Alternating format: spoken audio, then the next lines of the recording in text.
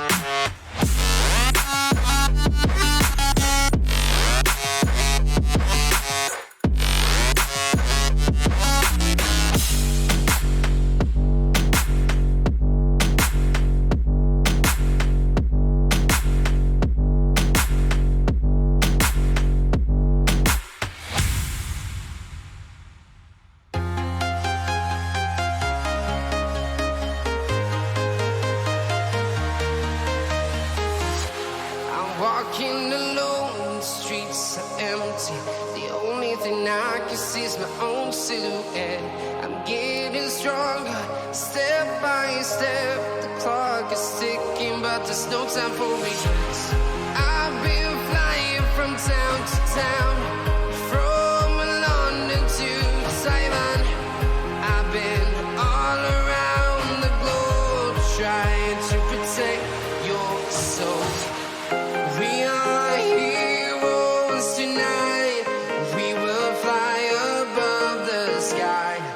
We are heroes tonight. Yeah. We are heroes tonight. We will fly above the sky. We are heroes tonight.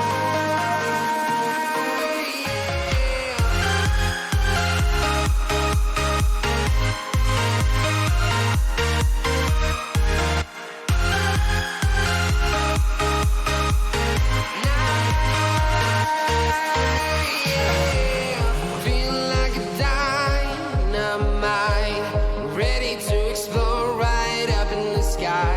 I need you to listen, I need you to hear, and don't show any fear.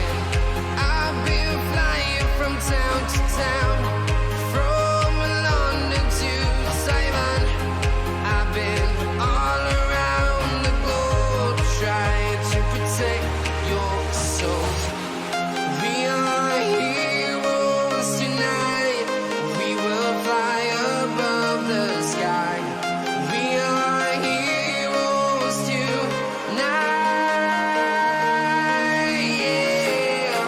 We are heroes tonight. We will fly above the sky. We are heroes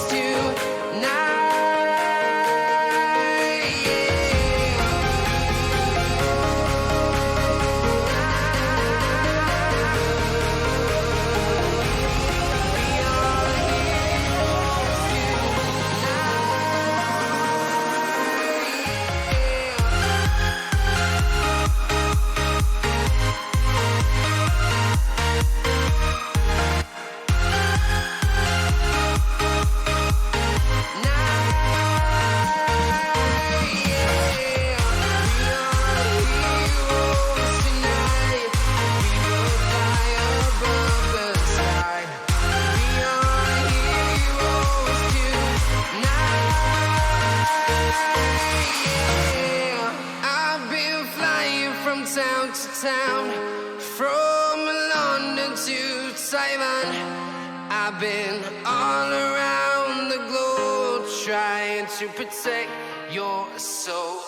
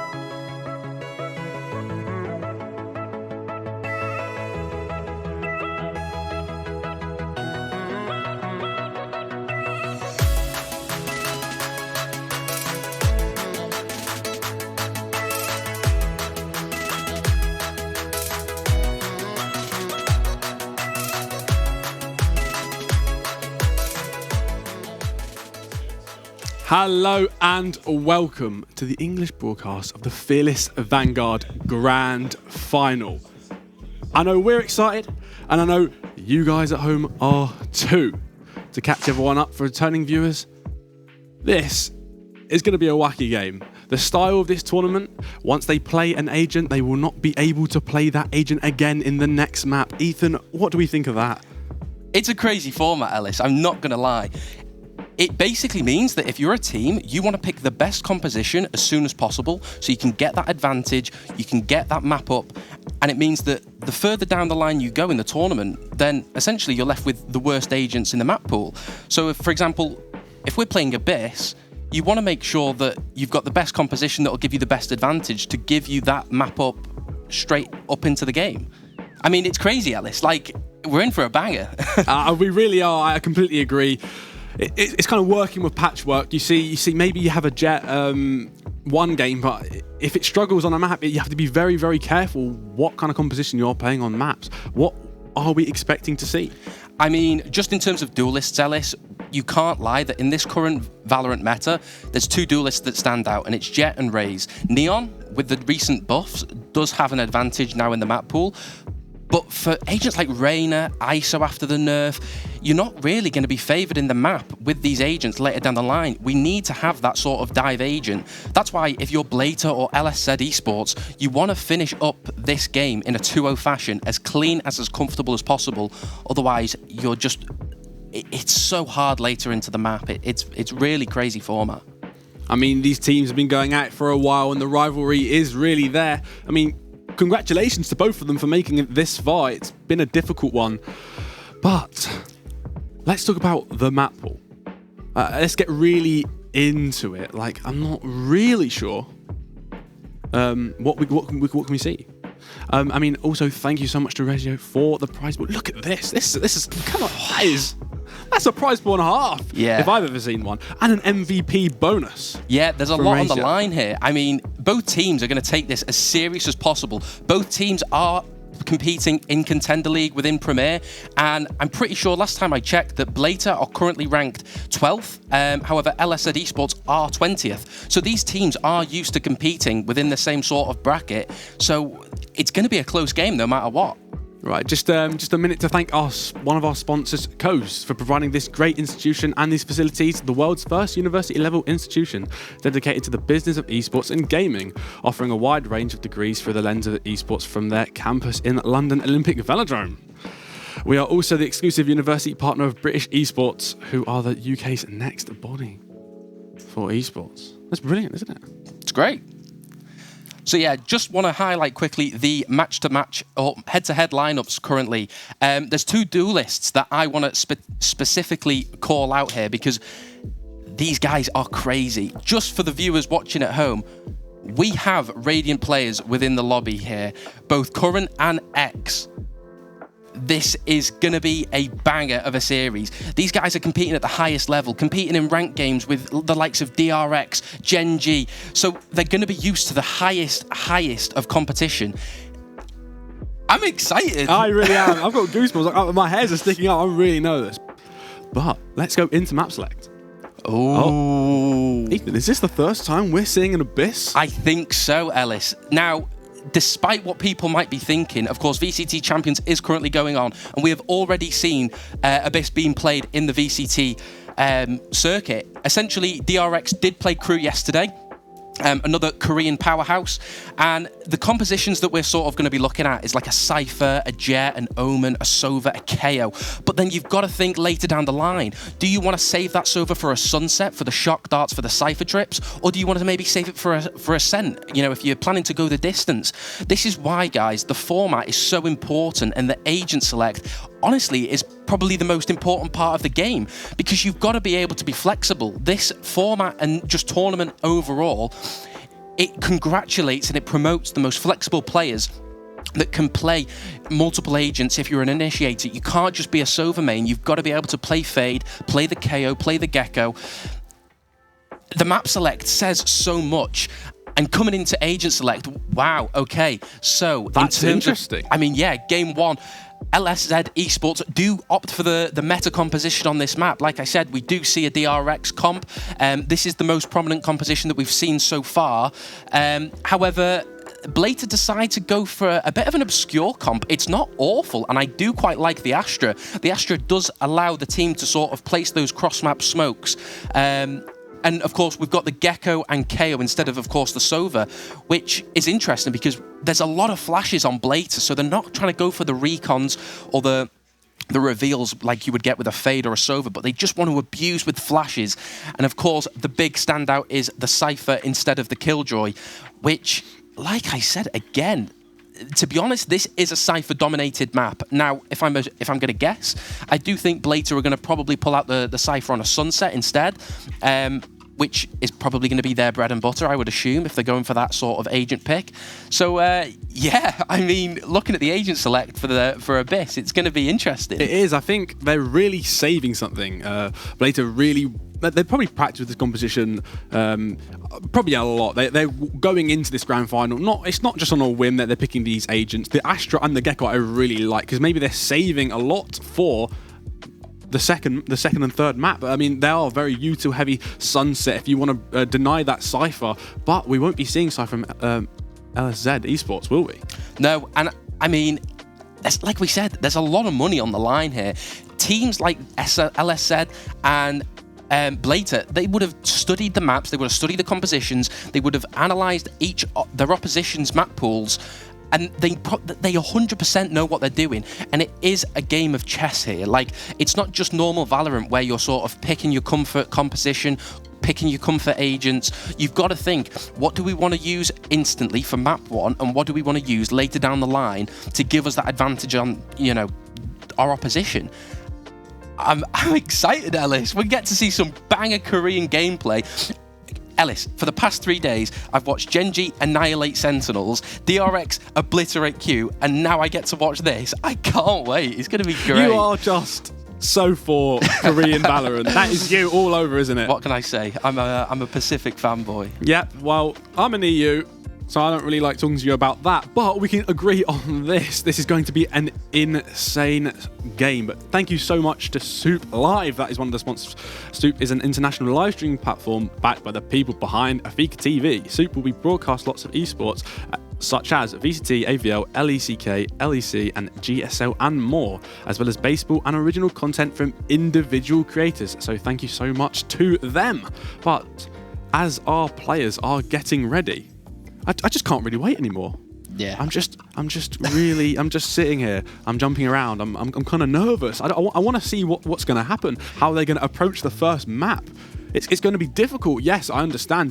But how will they adapt to taking different sites? Maybe LSZ without going straight to their first comfortable composition. That is by default probably the best on this map.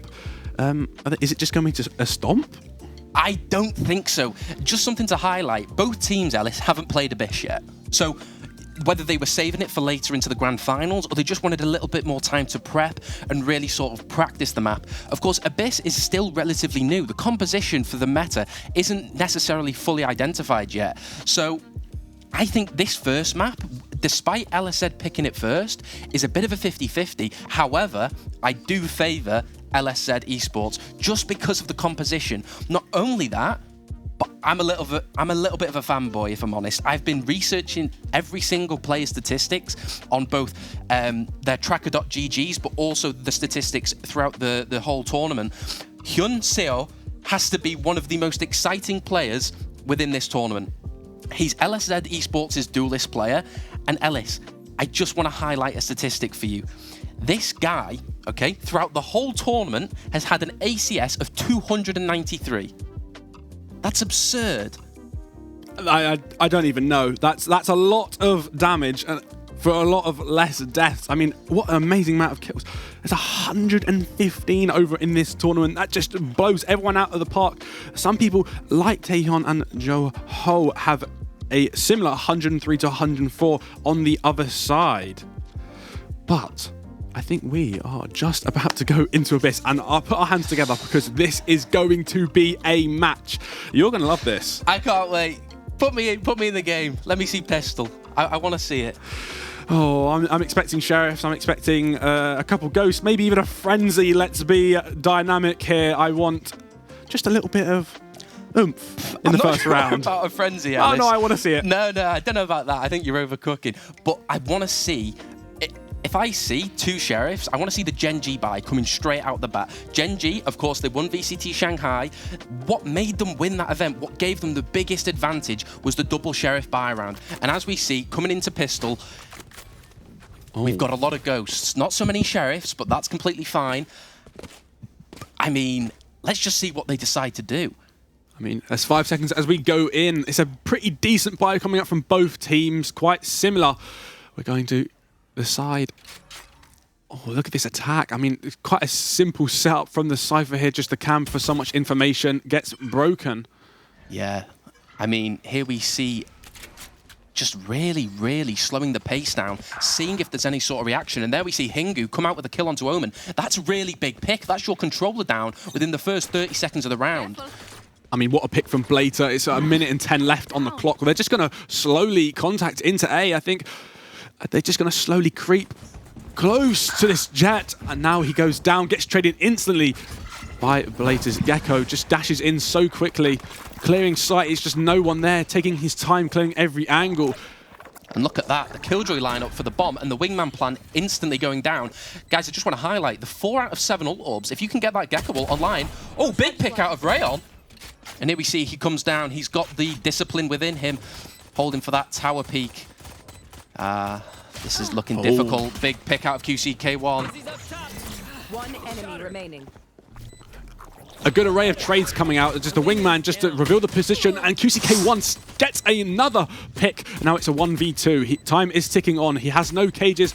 Just decides to shoot where the molly may be. Has a Cypher cam, but it's just going to be one, then another. But he just can't pick up his 4th kill round. I mean, great pistol, especially from Hingu getting that first pick onto the controller. That was such a quick and easy swoop from them. Yeah, I mean, your controller going down within the first 30 seconds of the round is not great in any circumstance. However, we need to highlight the fact that... Oh, and I think we've got a tech pause within the first round. I mean, it happens to the best of us. This is what we prepare for. Yeah, I mean... Why are they doing this to me, Ellis? I just want to watch them play. But like I was saying, guys, the controller going down within the first 10 seconds of the round is not great, especially when they've got the Gecko. You've got to be able to play from main if you're the attackers, and you've got to be able to smoke them off. Abyss, like Sunset, is such a spammy map. If you get that Wingman plant down within the first, 20, 30 seconds of the round, you're able to play from main and just spam for days. And it's really tricky. Post plants are really easy nowadays in this current VCT meta. And I think within the first round, you've got to be having to talk with the team and going, guys, look, we've got to just be careful to not play the picks wrong. Because as we saw, Blater played it so slow. There's an Astra over controlling A main with the stars. Killjoy's got mid, and they're just playing 3 over towards the A site. It was really nice coming out of Blater. I'm surprised they decided to go for that sort of slow push. But they're going to be feeling confident after winning the first round, Ellis. Yeah, it's very impressive, and they're going to use this tech pause just for a little bit of motivation for the first round. Guys, we've won the first round. Let's get into it. Let's start snowballing. Let's keep energy high. Let's not really be stumped by this tech pause. I think the coach will be having a little word just to make sure that all players are feeling up to it. But what a great first round, Ethan. Yeah, I mean, like I just said before, Ellis, a big thing I want to highlight is Gecko's ultimates. The Gecko ultimate is so strong on any map whatsoever. So you want to be farming the ult points. Not only did he get, a couple frags that round, but he also got the Wingman plant and he got the ultimate orb outside of B. So, I mean, if you're Blater, you're going to be sitting quite comfy despite a tech pause that might, sort of slow down that momentum. You're going to be thinking, I'm 4 ult points in. As long as I can get a pick, maybe a plant, maybe an ult orb, coming into the bonus, you're going to have the Gecko ultimate. That makes it so nice if you're Blater thinking, the world's our oyster. We can go for a fast exec, we can slow it down, we can maybe pull a fake. This is really good gameplay already, and it's only round 1, Ellis. Yeah, I can't wait to see what they've got in store for us, especially these compositions. I'm just in awe, to be honest. I think that the way they're going to play it and the way it's been moved around to add in this Astra, add in this Gecko, to a kind of different comp, not really what we're used to. I mean, we saw DRX versus Crew yesterday, and they had a great composition. However, this is not the tournament where you can be doing that. You have to save your picks, your stronger picks, the more picks that you're confident on for the next maps. We know Sunset and Ascent if it goes all the way to third map. Yeah, I mean, it's just something I want to quickly talk about is the fact that I do think Abyss picking it first map does give you a bit of an advantage to pull something a little bit wacky, like Blater have done with the Astra, the Gecko, the Killjoy, for example, because the meta hasn't really been defined yet. Nobody really knows what's strong. You know, another game that I want to highlight in VCT was the Fun Plus Phoenix second seed coming out of China playing against Team Heretics. And, you know, the compositions are crazy. Like, if we look at FPX, they're running a Fade, a Viper, an Omen, a Yoru, and then, you know, Team Heretics are running a Sova, Gecko, Astra. So there's so much flexibility within this map that I think if you're Blater, if you can secure this first map by conserving the agents that you've got for later down the line, I think they are favoured heavy to win this event, Ellis. Yeah, it's going to leave an impact into LSZ Esports, to be honest. I think once you put in such a great composition, you're expected to win. You're going in with that with so much confidence. If you're not going to win that game, you're going to be really impacted in the next couple maps. I mean, you're going to have no Cypher for the Sunset, which is quite unfortunate. Yes, you might try to play it with a Killjoy, but it just does not work the same. That's why Blazer have decided to go with the Killjoy for this map, so they can save the Cypher for the second, maybe the third, and then but they will not have a decent Sentinel for the third map if it goes the distance. However, the Gecko. I mean, Gecko on Sunset is very big, but we do have the likes of Fade and Sova left, as well as KO. For later. Yeah. No, I think they're both using KO, so this is KO's out. Yeah, you're right. That's heavy. KO is such a impact. Yeah, I mean, if we're going to look further down the line, of course, if we look at Ascent, for example, the staple composition is a double initiator, a Sova, a KO. So, like I said, if you're Blater, you want to sort of wrap this up as quick as possible, making sure you secure a base, get a good composition for Sunset, and win that event. But as we see coming into round 2, it is the anti-eco for Blater Esports, and we've got a nice buy. Of course, Hingu opting for the no buy, just full armor and the Ghost coming out of first round, and here we see them escalating up mid. This is a really nice set strat. They've darted the Killjoy, and Blater in a bit of a tricky position. Right here. I mean, they lost mid last round, so that's not what they're going to do again. They have already taken so much space and so much information gathered, but they are just taking little pokes here and there. I mean, not that big of a buy coming out from the side of Blater, but I say that as Elsie says, Jet just gets out one tap and then another, but instantly traded by Roan. He's just such a demon. He's just walking in with a Guardian. Oh, that Sova is so low. From Sanzik, he's just stuck in the corner, not much to do. He's just going to be used as bait from this QCK1, not really sure. Now they're going to take more information. Look at this Killjoy's position. Hingu, he's just walking around. Can he catch QCK out? Yes, lovely shot onto him. Now he's just going to creep into spawn just to gather some more information for his team. Looks like they are both opting to flank, but this Jet is so aware. What a lovely array of 2 clicks. He's down to 2 HP. Like I don't think mine does either. Now it's a 2v2. Simple trade from Val03 onto Sanzik. Has 39 HP remaining. Spectre in hand, 1 flash. He gets caught out. 12 HP, 1 versus 1. Killjoy detected. He sees him. Time's running low, Ellis. He's got a tap. He's quite snappy. He's just going to look for that kill, but the Killjoy's playing with him. It's just going to be a stick to half. A molly coming out, but is it going to hit? No, but Hingu with a little jiggle and kill through the box. Easy cleanup. It was a very, very tough round from BLT, but they managed to pull through in the end. If I'm LSZ Esports, I'm going to be absolutely made up with that eco. We only invested 2 sheriffs and they survived with 1 gun. 1 bulldog you're going to be coming into this next round with. Now, look at Hingu's lurk. This is something that they're conditioning early on into the game that, honestly, if LSZ Esports don't keep on track of, it could really do damage. I mean, like we said before, the Hingu Taehyun, he is such a great player for the side of Blater. He just works so well in that mid position, as we've seen the last 2 rounds, and he's just picking up the pieces of his team that were left the last game. I mean, it's just a bit of a slow round here because it is their bonus. They have only 1 Guardian and 3 Sheriffs and a Ghost. It's not really the greatest buy. They're not really looking forward to trying to take this side of the map, especially when you just have to work towards mid because it's so big. But they're just going to let that time tick down. Hingu's going to try and look for one in the mid position. It's really interesting to see that Blater didn't want to invest into this round. I know that they didn't have a good force buy last round and the bonus isn't great, but they've got a lot of ultimates. They've got that Gecko ultimate that they can use if they feel like their chances of winning are likely. But it does look like they're grouping for an A hit. Astrostar's coming in. KO and Jet preparing for the exec. Big nade to cancel the hit. Jet's pop dash. He's stuck backside. Can he get the... Oh, lovely shot from Roan. Doesn't really know what to do now. He's going to try and grab the Vandal, but can they stop him from doing so? 30 seconds left. The Vandal's fallen off the map. He won't be able to pick it up, so he's going to have to push deeper into spawn to try and get one more. Oh, that is 2 going down from the side of Blater, and they are deciding to rotate onto the B.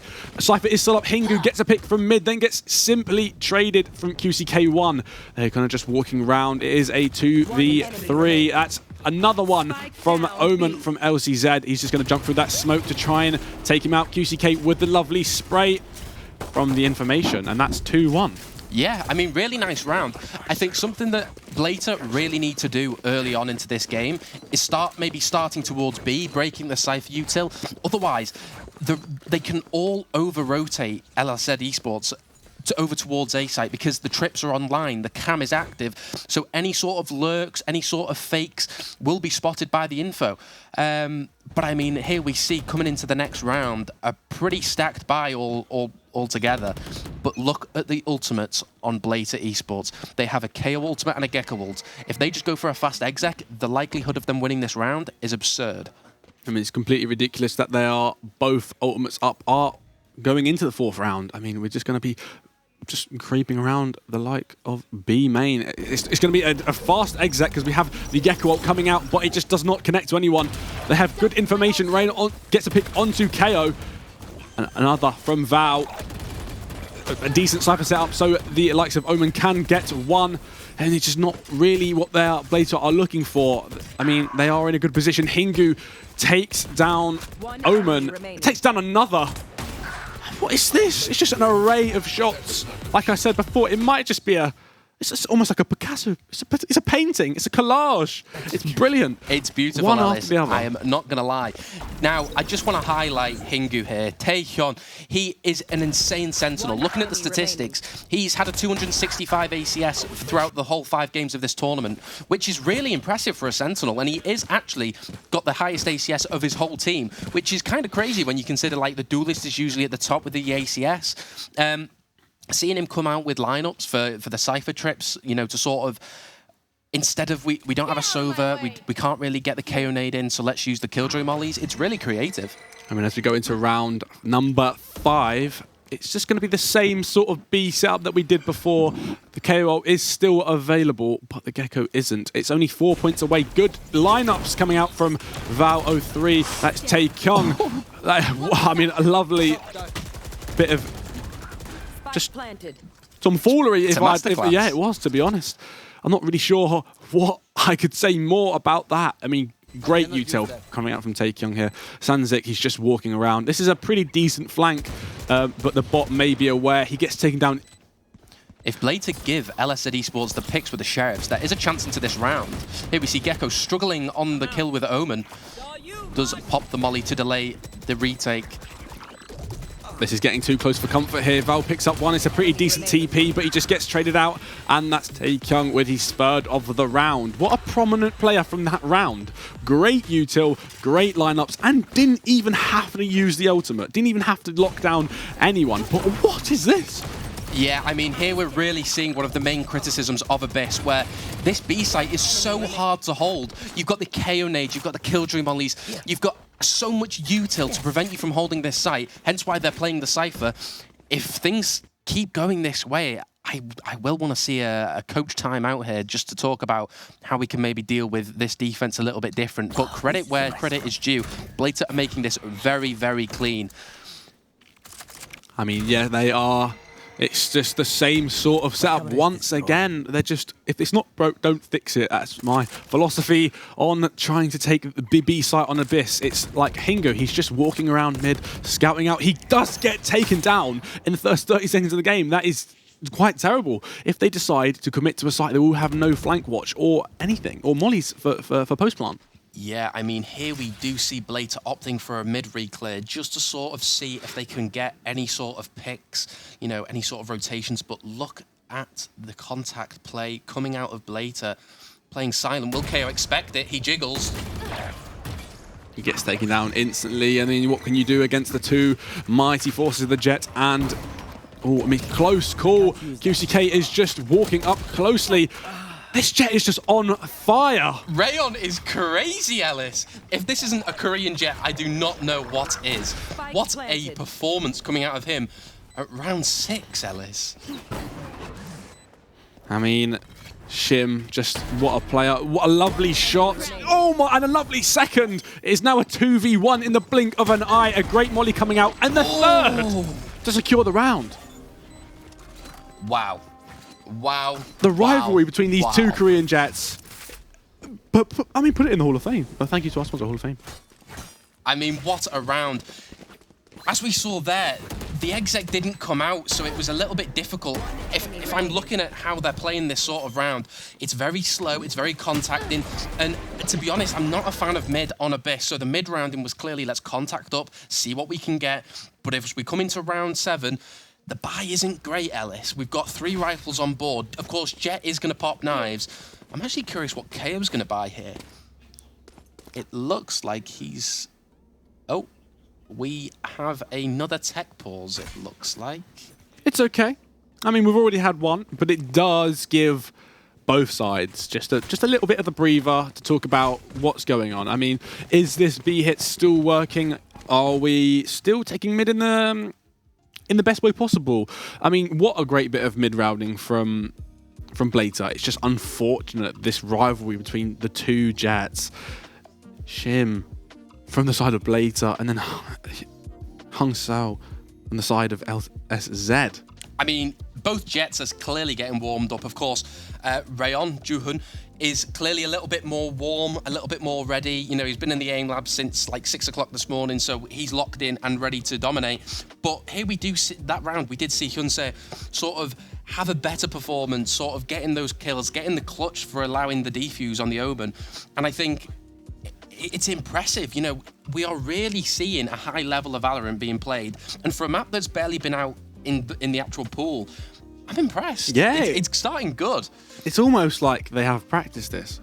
Just a tiny bit. You would hope so. Walking into a grand final, I mean, we know they're coming prepared. We know they've got a lineup. They've got, I mean, just a great amount of utility knowledge if it comes down to it. This KO probably has lineups for anywhere if you really put him to the test. That's crazy to me because, like I said earlier on, Killjoy isn't necessarily used so far within the meta. So there's not going to be an abundance of Killjoy lineups, best Killjoy setups on TikTok and whatnot. It's just his own creativity. He sat in the range or custom game, sorry, and practiced these. And it looks good. It makes the exec so much more clean, so much more polished. I'm really impressed. I mean, they've really had an idea of how they're going to play each composition for each map, especially when it gets rid of the agent after you've used it for the first time. So they still have the likes of the Cypher, but yes, he used his initiative completely. But this is going to be a very, very quick B take. The Cypher trip is just in a bit of an awkward position, catching onto the little wingman, planting the bomb. It goes down. It's a 5v5, but we might see this Thresh coming out. But Hingu with a pretty decent lurk, getting one, but then traded from Shin. Rayon just walking, getting a little bit too aggressive. QCK1 now with the ultimate, and then there's another one onto Rake. But what can they do here? It's a pretty decent flash. He gets one, but oh, what a reaction. Don't jump off the map, my son. You are going to salvage this round with your bare hands. He's only got a Guardian. It's a preset. Why are we not sticking? Smokes are down. They decide to swing together. This is what I'm saying, Ellis. Hyunseo is ready and locked in. Shots after shot, clutch after clutch. This guy is unstoppable, Ellis. This is why he's had 293 ACS over an average of 5 games. It is crazy, it is absurd, and it needs to be recognized that you can't mess with this guy. If you're going to take a fight with this guy, you're going in nervous, you're going in a little bit shaky, going, I don't actually know if I can beat this guy. He's unstoppable. And the nerves are definitely starting to build up for both sides. They are playing incredibly, to be honest. I think both sides just... they're showing just that little bit more. They're showing that they both really want it. It's not one-sided. It's going to be a battle neck to neck for mainly the rest of this series, to be honest. I mean, as we go into the 8th round of the game, we are getting closer to the half-time mark. That's a pretty good KO knife. It only scans Killjoy, so it might just be a luck, but they know that mid is open. Rayon just creeping up. I mean, it's not prominent, but they might be aware that there'll be an operator close by. He gets one. Hyung Sao just makes it out. What an insanely skilled bit of movement from him. Rayon just walking up. He has 5 HP, so he is going to try and get a bit aggressive to try and take the likes of Hyun Sao down, because with this operator in hand, and what a flick. He does get the tap, so he is now down to 10 HP. Picks up the Phantom. See if he can do a little bit more. QCK or the kill onto Rake. And he's in a pretty decent position to take out this Gecko. Headless Chicken walking completely blind and so vaulted. We are now into a 2v4. A scan onto the Killjoy bot. That makes sense because we're going to spam that. Hyung Sao with 1 and Ingu 2. What a round, Ellis. This is what I mean. The post plant of Abyss is so strong. You are just so easily allowed to just sit in A main, spam, play with util until the clock basically ticks down and you can't defuse it. What a round. It was a little bit disappointing to see Hyun So sort of miss that operator shot at the first round, making the angle a little bit difficult for the KO. But to be honest, I'm really impressed. This is getting close, Ellis. I mean, it's that 5-3. round was definitely on Taehyun and Taekyung. It was amazing. The way they played that, especially when the 2v4, it's always difficult, but so, Hingu and Vao3, what players? I mean, they've already picked up and accumulated Look at the 21 kills. I mean, I've never seen this before, but can he sneak past? We're seeing him. He has the classic Sansik takes out Rayon that quickly into the round. So we now have no entry duelist. Okay, he does get traded out pretty quickly, so now it is a 4v4, and it's trade after trade. But what is this? Hyun Seo, same again. Every round he is good for 2. He's unstoppable. Oh, good for 3. Spike down mid. And just like that, it's a 4v1. Hingu, I'm not going to put it past you. You are a great player, but this is very difficult. Hyung Sao is feeling himself right now. Can you sneak around? That is a lovely shot onto Omen, but there's a mile to go. It's a 3v1. You're going to sneak around CT. It's not much you can really do, Ethan. I mean, they're just going to sit on bomb and the time's just going to tick down. Does he save the weapon here? Because he has no money. To be honest, I'm pretty sure LSZ Esports came into this round with classics and sheriffs and maybe a hero rifle. 30 seconds left. Hingu's put in an impossible position, especially with the bomb being down. His goal in that sort of instance is just to sort of do damage, sort of damage their economy. But same again, I wouldn't be too bothered about a save. Look at the replay coming out from Hyun Seo again. Ellis, this guy cannot miss. I ain't gonna say it. He could be aimbotted. He's crazy. I don't know. He's that good. He's that good. Somebody check his PC. Yeah, Let's do a little for. check. Yeah, maybe he's just plugged a little bit of USB. Yeah. Come on. I mean, 4-5. We're so close to the half-time mark. We'll get to see this swap. I mean, Blater, they're just going to rush it down mid because they've got no other chance. I think they're going for an A-split here, Ellis. They're going This to is a take the really door. nice strategy. I mean, the If we do position. see, this is where the Cypher is placed. He is alone. He does opt to try and hold the site. Big shots coming out of Rayon. Wingman plant does go down. A little sloppy from QCK1 does get traded very quickly. I mean, look at them. They're just going to get really aggressive, but it doesn't matter because here comes Hyun Sao, the unstoppable force he is. You're shooting your own teammates is unfortunate because you're just flicking between them, but it's just a bit of aim practice when this... Oh, it's just a 1v1. It's a jet 1v1, but does he hear him? The jump up. And Hyun Sao on to Shim there. And he does that with the VCT Champions 2024 skin. What an incredible round. But same again, credit where credit is due. Blater really made this difficult for LSZ Esports. it was an eco for them. They have nothing to lose. They just want to try and do damage, build up your ultimate economy, build up your overall economy, and see what you can get. I think that was a really nice round. And here we do see again Hyunso pull out the operator. Where does he decide to post up? He decides to go over towards B. This is really nice. Blades are probably going to try and go for this B exec. Will they be halted by his operator? Oh, I mean, it's definitely a wall in a path, but look at this. It's just a Killjoy lurk for now, and they're going back to mid where they did such a great job last round. A good coming out from Taekyung here. That's just an unfortunate little nip there. I mean, it's just so slow. It's so quick at the same time. It's just okay. We're going to pick him up. This is going to be a really difficult round. They're kind of in positions. They're surrounded. I mean, they're going to put so much pressure and try and pinch the operator of Hyungseo. He whips out the knives. Can he get one? It's just unfortunate that he can't land a simple knife onto the head.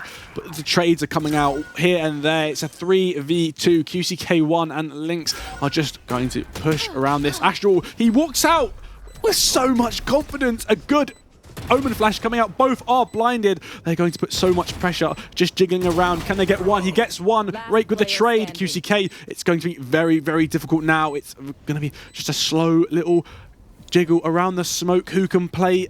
Can he waste a lot more time? He sees the head. Oh, it's just unfortunate. I can't bear to look.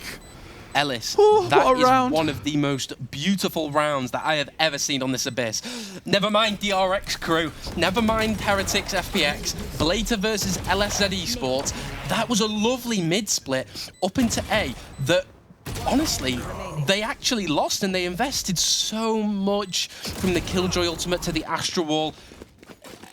If I'm Blater, I'm going to be a little bit angry or a little bit frustrated at the fact we haven't won that round. That's definite. I mean, it's a lot of ultimates go in. I mean, you do have the jet knives from LCZ with the operator. It's just unfortunate that he did not get, he wasn't able. He was just a glimmer away of getting that pick onto Hingu. But look at this. It's just a slow default now with the last round of this half. I mean, look at it now. We're just going to send this Gecko ultimate into B, and it's just going to be a fast rotate. I mean, there's so much information with the Cypher cam being broken, and Cypher goes down. Taekyung takes out QCK, is completely an utter chaos out here, Ethan. I don't know really what to say. Here the Killjoy mollies come in. What a... And he wins that. What a ridiculous timing, but Hyungseo once again taking another pick onto Ray. The KO does actually cancel the mollies for a short period of time. However, we do see Taekyung come out with the kill. What a lovely bit of utility. An insane knife coming out from LCZ's KO and makes it 2v2. Thresh isn't online. He's going to tap bomb, but can he just really get onto it? But what a lovely ping pong that Taekyung and Hingu have just played. This is so nice from the Killjoy mollies to the Gecko ultimate to then the KO knife to then the KO ultimate. It's round after round where they are displaying some high level of Valorant gameplay. The dynamic, I'm gonna cut you off there because you're lost for words. I mean, this dynamic between Hingu and Taekyung, it's beautiful. It's almost like a brotherhood. They are playing side by side nearly every single post plant. And it works in bliss, to be honest. I think the amount of flashes and utility coming out from Taekyung and the sheer amount of initiative that Hingu took to learn these lineups and to just really practice what he's good at. Yeah, I mean, the IGLing, the depth of the strat book that Blater have got coming out of that attack half was honestly stunning. Like, it's not many times that you see people go, ooh. We're going to go straight in to the first half. I'm too busy yapping. He's just going to walk straight through this. How is he already there? Trade's coming in really nicely. Sangsik does come onto the kill of Valor03, and we are in a 3 versus 2 post plant. However, Ellis, look at the HPs on LSZ Esports. Cypher is low. Sova is on about 60 HP. However, Astra does have the stars for the retake. I mean, like you said before, you can just spam from A main. They are in a pretty decent position. He's just playing low. He gets taken out. QCK goes down to Rake. It is now a 2v2. There are no mollies on bomb.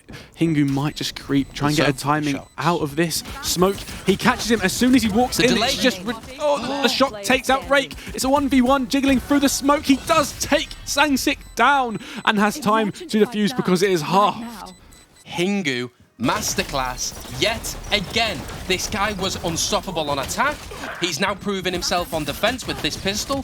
He's incredible, Ellis, but just highlight the fact that, right, he's such a team player. Despite what his stats may show, he goes for the op. He almost got the stick. However, the Sova shock unfortunately got him off. I'm stunned, Ellis. Before we go in, I just want to talk about how did Hyung Sao get mid that quickly? They were just walking out of A main and he was already there in tower looking upon his enemies. It does get traded out by Taekyung because what a lovely couple shots with his classic. He does take 2. I mean, look into this round. We're not really sure what's to happen. I mean, Look at the Killjoy setup though, Ellis. They're going to go for an A exec. The drones come out. Sova's getting the orb, but look at the mollies. This is going to delay them so long. Well, that's a great shock dart. It doesn't matter. He knows exactly where this Killjoy setup is. Rayon understands there is one lurking mid, but can he catch a pretty decent timing with that? Oh, I mean, Hingu just catches him, just walking in. Rayon can't get the pick. Oh, QCK takes that right. He's just getting a bit too aggressive. I mean, Taekyung takes another kill with his Guardian. Which is just going to be a really slow-paced round. But look at it, they're just all so low. He gets another. And now Taekyung's left in an impossible situation with 47 HP. He has one shot to a Sheriff, and it's a 2v1. He has the util, he has a flash, and he has a nade. Can he do it, though? No, because QCK with just a quick little jiggle for information, and he decides to just one-tap him to the body. And we are all tied up at 7-7. I mean, what an anti-eco. The MVP of that round has to be QCK. I don't know what Loud did to this guy, whether he's just gone, I'm not good at Jet, I'm just going to go play Cypher instead, but he's having an outstanding round. The delay that he was able to cause through mid with the opposition of Blater's Jet as well as Astra was insane. I'm a little bit gutted for Reich though. He is having a very unfortunate game. You know, he's trying to walk down mid and then QCK just taps him in the head. It's an eco, but it's a lot worse than you probably would think. However, we go for the walk down B main. Outlaw coming out. He only connects onto one through the wall. He's going to switch the pistol. QCK gets one, then another, then a third for him. And that's basically just the round over. He's going to push for more. He wants the ace. Hingu gets 2 miraculously. I know exactly. I don't know what's going on. It's trade after trade. It's just back and forth. Luckily, the bomb is going over towards B though, so... Oh, the time. Kyung Seo. Yeah. Taekyung, it's just unfortunate. But I wouldn't put it past Hingu to win this. He's only 2 away from that lockdown. If he can get 2 picks this round, it will be very worthwhile. Even 1 and then goes down. He does get the 3rd. Ellis. So it isn't impossible, but he is now 1 shot to this Outlaw. So he has to be very, very cautious. Maybe hug the wall. I mean, look at this He's going to position be going into the Outlaw any second now. I like the position. It might reveal the person to his right. I mean, Cam, he's just going to swing.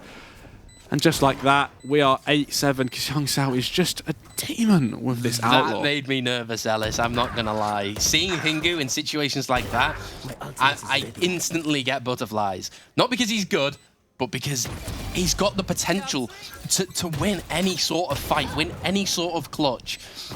And that's the sort of aura you want to have going into this game. It is.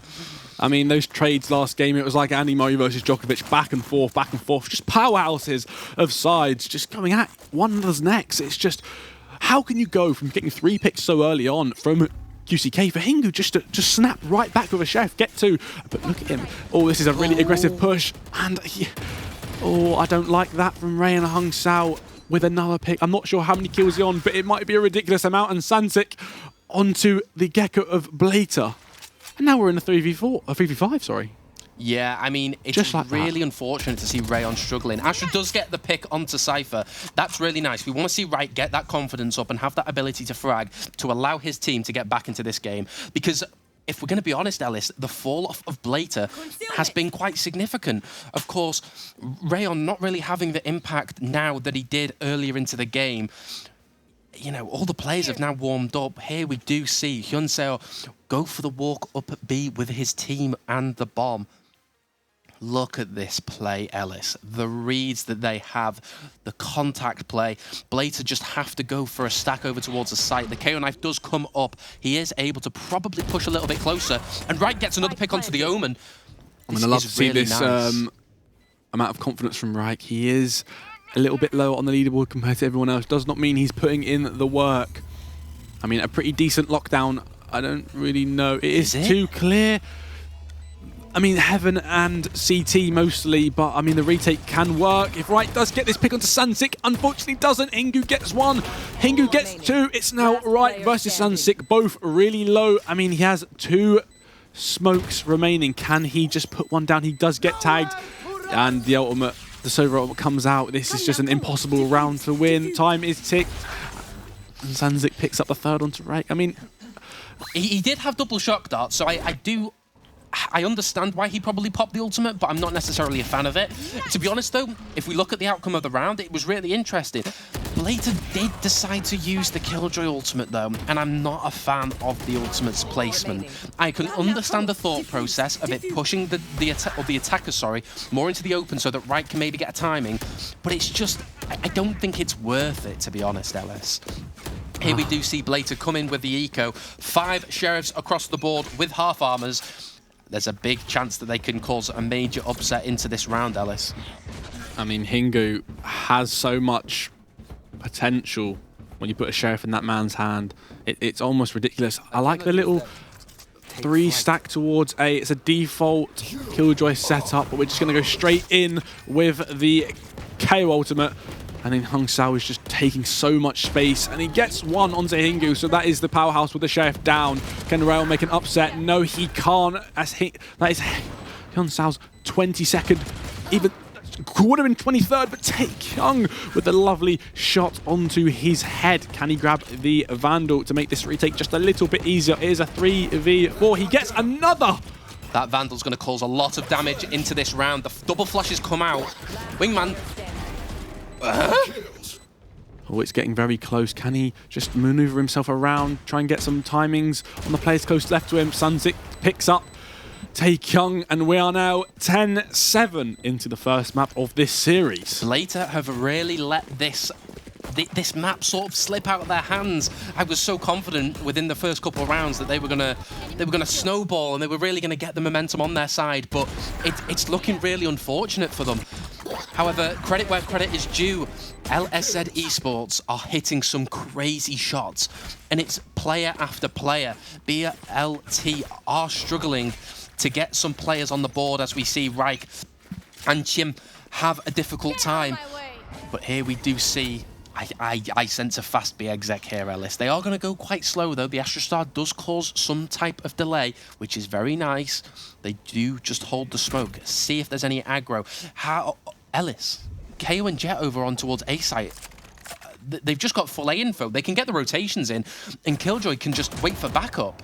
The turret does come in. They do only spot the Cypher. They are now only aware that Killjoy is here.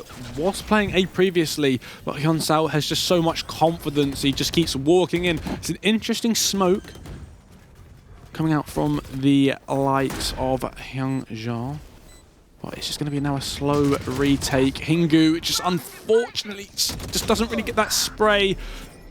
QCK gets traded out by Taekyung, and then the Omen gets a trade onto him. I mean, we're looking at a 4v3 here. It's just a really good Astral, but can he get 2 with that spray? It's now a 2v2. He just has to hold him. Can he jiggle through the wall? He's 1 HP. Gets taken out. One enemy remaining. The lurk! Yeah, that's absurd, Ellis. I thought the round was over, but that was insane. What have we just watched from the Astral Ball to the Wingman defuse to the double kills coming out of Reich? Oh, the speed he's running out behind. I mean, he's just Sansik. He's just throwing himself out for information, so they know it's halved or not, and it just wasn't at that time. It just leaves so much room. LSZ are just masterclass after masterclass. They are so coordinated. They are so synergized together as a team. And I think Blater just seemed to be really struggling. I think they should have called a tack timeout or a sort of coach pause a little bit earlier into the half, because it does seem to be getting out of their hands, Ellis. And here we see 11-7. We've got a Hero Guardian coming on the side of Blater. But it's not looking good, Ellis, is it really? I mean, both KOs, both an insane amount of util, both Taekyung. And it does make it quite confusing for us, but that is just the beauty of it. Young Sao, it's quite sloppy, but it's working. He does get flashed 3 times. It still manages to survive somehow. It's an interesting smoke, but I like it. Does get traded out just quickly. QCK right back with the trade. I mean, Round, what can you do now? And that's it. You can't do anything. We're tying up. We're 12-7. We're match point next game. This round. Honestly, I'm lost for words. I wouldn't go that far just yet. I still have faith in Blater. I'm going to be honest. I think every round is getting close, Alice. It's just the clutches that they're struggling to close out. But I mean, in terms of overall like game plans and stuff, it looks good. They look happy to be going the distance. But it's just not... like, they haven't got a round since the pistol and they got eco'd. Like, mentally, that's not going to be great for you. Yeah, I completely agree. I mean, we are...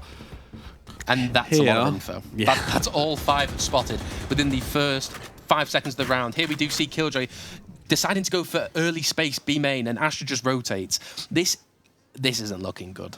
Yeah, maybe you can catch a timing onto QCK. He's just lurking up mid just a bit too aggressively for my liking. No, this is early. nice. He might actually catch a timing because he's just holding that position. If he can make the jump across, the Astra is just out of range. Won't be able to hear him. He does get spotted by Hingu. What a brilliant timing. Now it's a 4v5 with 1 minute left on the clock. But there's so much information. There's so much utility, and the players down mid are just have so much info for where these players are going to be. So they're going to go, guys, just sit on A site. We've got mid. We've got this. We'll let you know if anything happens in likes of a rotate. I mean, that's a dodgy dart, and then his knives get taken down. So there's not really much he can do. Taekyung takes one. Then I mean, just look at it. The sheer force of the defense. I mean, Lynxy does decide to go for the Omenal over towards B. This could be moment of the match, Ellis. If he wins this, I don't even know. Well, I'm not sure. Hingu has a pretty good timing, and it's just like that. I mean, yes, we're hoping for it. It would have been good. Yeah, I mean that would have been man of the match. That would have been MVP, probably of the tournament. I mean that's so fast to say this early on, but a 1v4 with 46 HP. I mean, you have 2 smokes, but this is what I mean, though, so Ellis. It's like difficult. Blater still have a chance. LSZ Esports, they knew they lost mid control, and they'd lost a lot of map control, especially off of that insta knife. So I'm a little bit disappointed that they didn't decide to go for that sort of mid re-clear, or maybe sort of say, Cypher, you know, you go for a wander over towards B, we'll just stay here, maybe pull a fake or something, because they just went into the stacked site. So there is a chance that Blater can come back. I've said it here, I've said it now, I believe. Yeah, but is it fact or fiction? I don't know. You may be correct. What a lovely bit of skill coming up from the 3 of the players there. Just what a set play. That's absurd, Ellis. The Jet looks down. I'm watching. I'm like, why is this guy looking down? Does he want to float to the bottom of the map? No, he is playing anti-flash from the KO.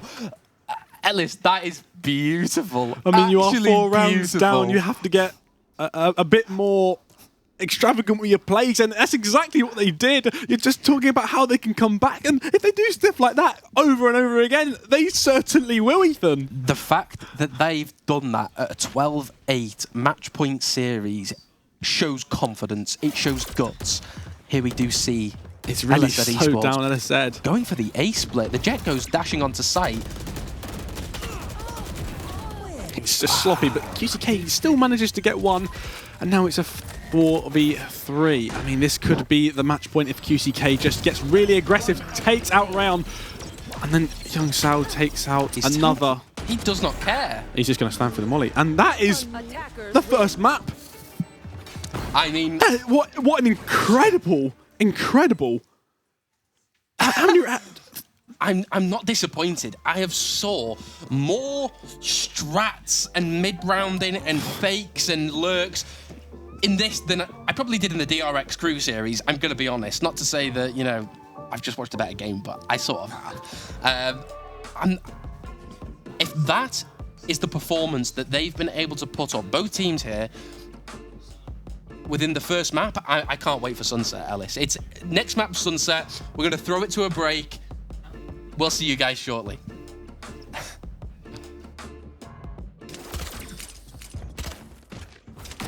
One down.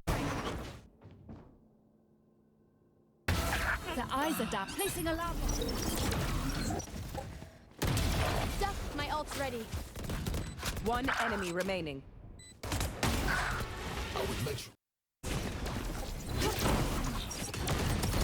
Eyes down. One enemy remaining. One enemy remaining.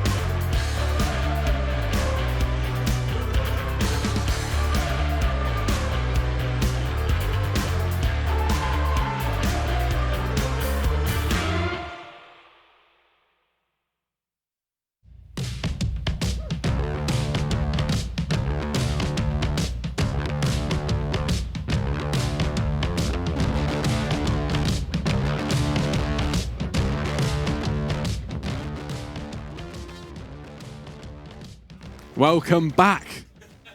Oh, it's been a banger of a game.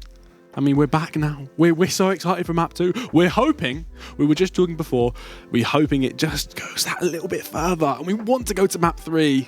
Give me Sunset. I want Sunset. I want it now. He's I so want to watch excited. it. I am so impressed from both teams. I've got to be honest, Ellis. When I was, like I said, I was researching the players. I'm going, damn, he was Radiant in episode 7. That's crazy. Oh wait, this guy was episode Radiant. He was Radiant this act. He would have been playing with Charon and Stax and all the Korean powerhouses that I won't fanboy over now, but you get my point. And I'm like, the fact we've just played that series and it was that incredible is absurd. Like, I'm lost for words. Yeah, I know exactly what you're thinking words. right now. It's very difficult to just comprehend how impressive that really was. Yeah, don't get me wrong. We're coming in. We know how good these players are. We have seen them play before, but I've been informed from someone in the microphone, The voices, that QCK1 has been subbed out for Please Trust Me. Hey, QCK went 24 and 15, okay?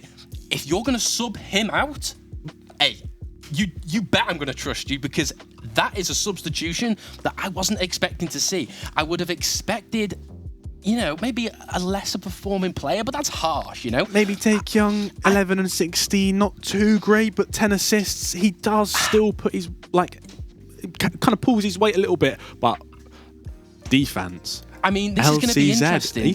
You've got wow. to assume that they're making this sort of substitution because it's a role sort of gap or difference.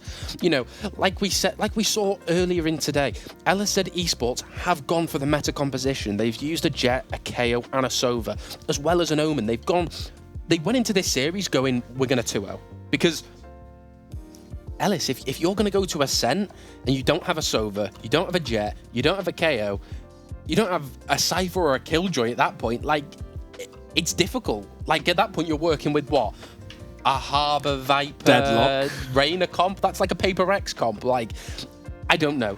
But we've also got to we've got to realise that this substitution is probably from the coach or the IGL, probably saying look, we're going to bring you back in for map 3, but we really want to sort of dial it down and secure this map. Whether it is because of the roles, we do not know. But it's interesting. Yeah, I think, like you said before, the first game, if you're expecting to come into this with so much confidence, I mean, they were. Let's be honest, Youngsal just played incredibly. And if they're using up so many agents when they're not going to be available to them in the next 2 games, that's what you're expecting. You're expected to win that. Yes, Blater did put up such a good fight against them, but having that maybe difference in composition, maybe they weren't really comfortable with, that's it. But I mean, once again, I'm just going to take a little bit of time to thank one of our sponsors, GGGL. Good game, good luck. Allows anyone with an Africa TV account to host and participate in gaming competitions, even if they are not streamers. GGGL also hosts streamer and influencer competitions, as well as a range of amateur competitions. Obviously, you don't have to... Hey, I'm a fan of that sponsor. Of course, as a big fan of VCT Pacific, there's a lot of times where, I'm unable to watch a Korean Twitch streamer because of the Twitch thing. So being able to sort of watch a Freaker and see my goat texture, little Genji fanboy over here, what can I say? Should have put the jersey on today. Actually, I'll do that next time. I'll do that next time. Next time he's on cam. Maybe I'll pull a DRX. But going back to of course, the main sort of lineup, I just want to talk about the duelist head-to-head, the difference between Hyunseo and Juhu. Taehyun just dominated the later half. It took him a couple of rounds to get into it, but then, as we saw, Rayon just dominated the early half. He won him the pistol, he brought out clutches back to back to back, but then Taehyun was like, yeah, I don't know about that. I think I'm just going to wake up now and start clicking heads. And he did that. So I want to sort of see what agents are they going to play coming into Sunset. Sunset is mainly dominated by a Raze. They've used up their jet pick, so they're going to have to go to a Neon or a Reyna, maybe. But let's have a look. Ooh. Ooh. Interesting. So they go for a Deadlock Astra. Okay, so like I just said, guys, so because of the Fearless sort of like draft pick, they've used up really important agents such as Sova, a Cypher, most importantly, on LSZ Esports. Astra is a little, I don't know. I mean, they've already used different. the Omen up, as you can see on the top. On the top of it, they've already used the Omen from Abyss. I mean, Blater, they've already used the Astra, so they do get to use and have this Omen flash, these pretty decent Omen smokes. That'll be pretty easy for one-ways, and the TPs are definitely something that you can use to your advantage, but they just don't have that anymore now. Yeah, I mean, something that I just want to highlight is, of course, going into Abyss, LSZ Esports, they used everything. They used every sort of agent that is like currently so strong in the meta, a Sova, a KO, an Omen, a Jet, whatever you want to call it. And Blater, they opted for a little bit of a reserved composition, going for a, you know, more, just a bit of a wacky comp, you know, not using all the balls that are in your core. So this is Blater's last chance. They're on the back foot now. They've gone, right, we didn't really care about Abyss that much. It would have been nice to win it, but in terms of roles and agents, we don't necessarily need to use everything. We want to save it for map 2 and map 3. Now, I'm excited. Coming into the matchup, LSZ Esports have not played throughout this tournament Sunset, okay? However, Blater have. Blater were 1-0. Their last composition that they played with it was Chamber, Neon, Clove, Fade, and Breach, which is okay. It's probably just more pushed because of the Fearless factor. That's what they've just been left with. And maybe the Sunset has gone into the final map. But, I mean, the side of Blater, they have to be careful here. That they're not really fully going to use all of their picks in this map because they're kind of hoping for a map 3. But if LSZ really show up in this second map like they did in the first, it's just going to be a Swift 2-0. I hope not. Yeah, I really you want to see more. If I see Ascent go to like a Viper Harbor comp or Clove or something, that's loud if I've ever seen it. Loud, Paper X, it's going to be crazy. Reyna, Harbor, Viper. Maybe a Deadlock from LZZ because they haven't used it yet, but... Yeah. I mean, that's what's interesting, though. It's like Sunset, it's oftentimes dominated by a Cypher, but we've seen, like, throughout VCT, whether it's Pacific, China, Americas, a lot of teams are experimenting with the Deadlock. Deadlock is a pretty good sentinel. Both the trips, the Gravnet nade, the wall, it's obnoxious. It's annoying to deal with as an IGL, but, like, even a coach, you've got to go... Right, guys, we can't just go straight onto an exec within a site. But, yeah. Oh, and don't forget the prize pool. The reason that a lot of the players are probably here. That's a lot of money. Also, thanks again once for Ratio for the bonus, the MVP bonus. That is a lot. Yeah. 100,000 Korean won. That is ridiculous. I mean, Ratio is a lifestyle brand that it creates positive changes to everyday life, Ethan. Interesting. Toothbrushes that are made with replaceable heads from biomass rather than plastic. I mean, which is more sustainable. I mean, we make the new way. Thank you so much, Ratio. Yeah, that's interesting. That's not your traditional sponsor, but I like it. I need to ask you a very, very important question. Okay. How do we think that Please Trust Me is going to perform? He's just been subbed in. I mean, these players, these other 9 have been just probably warm, just that on that little bit of a buzz. So you've just finished the last game. You're feeling the blood pumping. Your heart rate's just cooled down just a little bit, and you're ready to go into the second game. Especially Blater, they're really looking for a bit of redemption here. And now LCZ have just swapped out QCK, one of their best fraggers in that first map.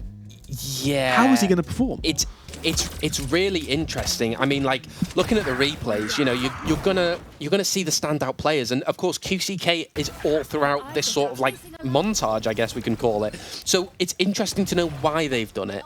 Like, is it because they want everyone to participate? Is it because this, you know, Please Trust Me is better on a specific agent?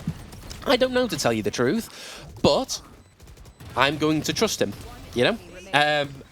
I think no matter what, it will be an interesting game. But like you said, Ellis, you're bringing in a new player that is cold. He's not had time to warm up. He's not had time to play a series. He's not going to have the adrenaline that his other teammates will have and other players on the opposition. So it's definitely an interesting factor, one that I'm not too familiar with. I don't think I've seen many teams or players bring in a different player for a series, unless we're going to look at maybe like a VCT moment where, you know, you've got a 6-man roster and you're bringing in a player for a series, but it's not usually for a map. It's usually for, you know, a full game, a full best of 3. So it's interesting. But yeah, I mean, some of the plays, and this is one thing that I'm excited for, Ellis, is the fact that we saw that depth of strategy coming out from Abyss on a new map. Surely Sunset, and even if we go the full distance of Ascent, we're going to see some crazy set strats. I would love if anybody can get me the names of the IGLs on each team.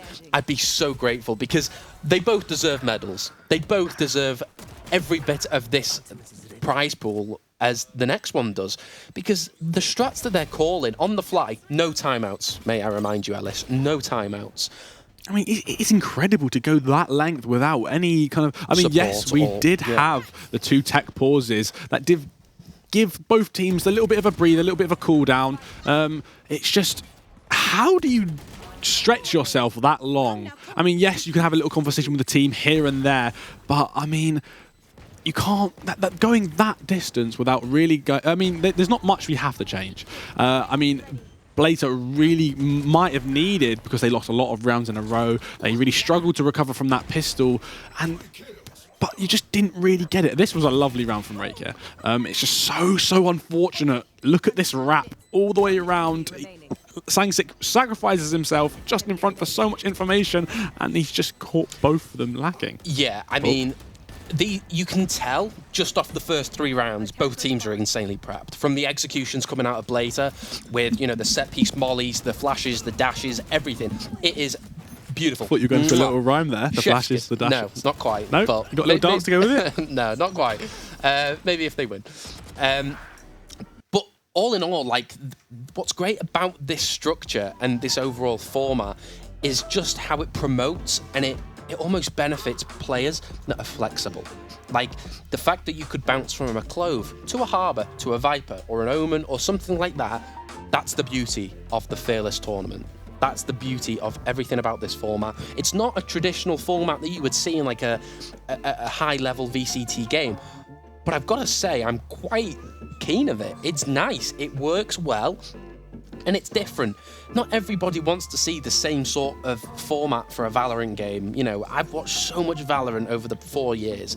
So seeing something different is really, really nice. I mean, a quick reminder of the agent select. Ooh. We're looking at it.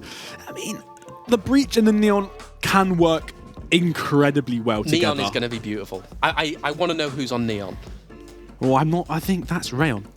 Oh, Interesting. I mean, that's going to be crazy. I mean, if you just take a look, we've got a lot of players. I mean, I'm not sure who, please trust me, will be on for now, but Sansik is on Astra. My only issue was on Sova the game before. With the Neon, especially with it being on Rayon. Yeah.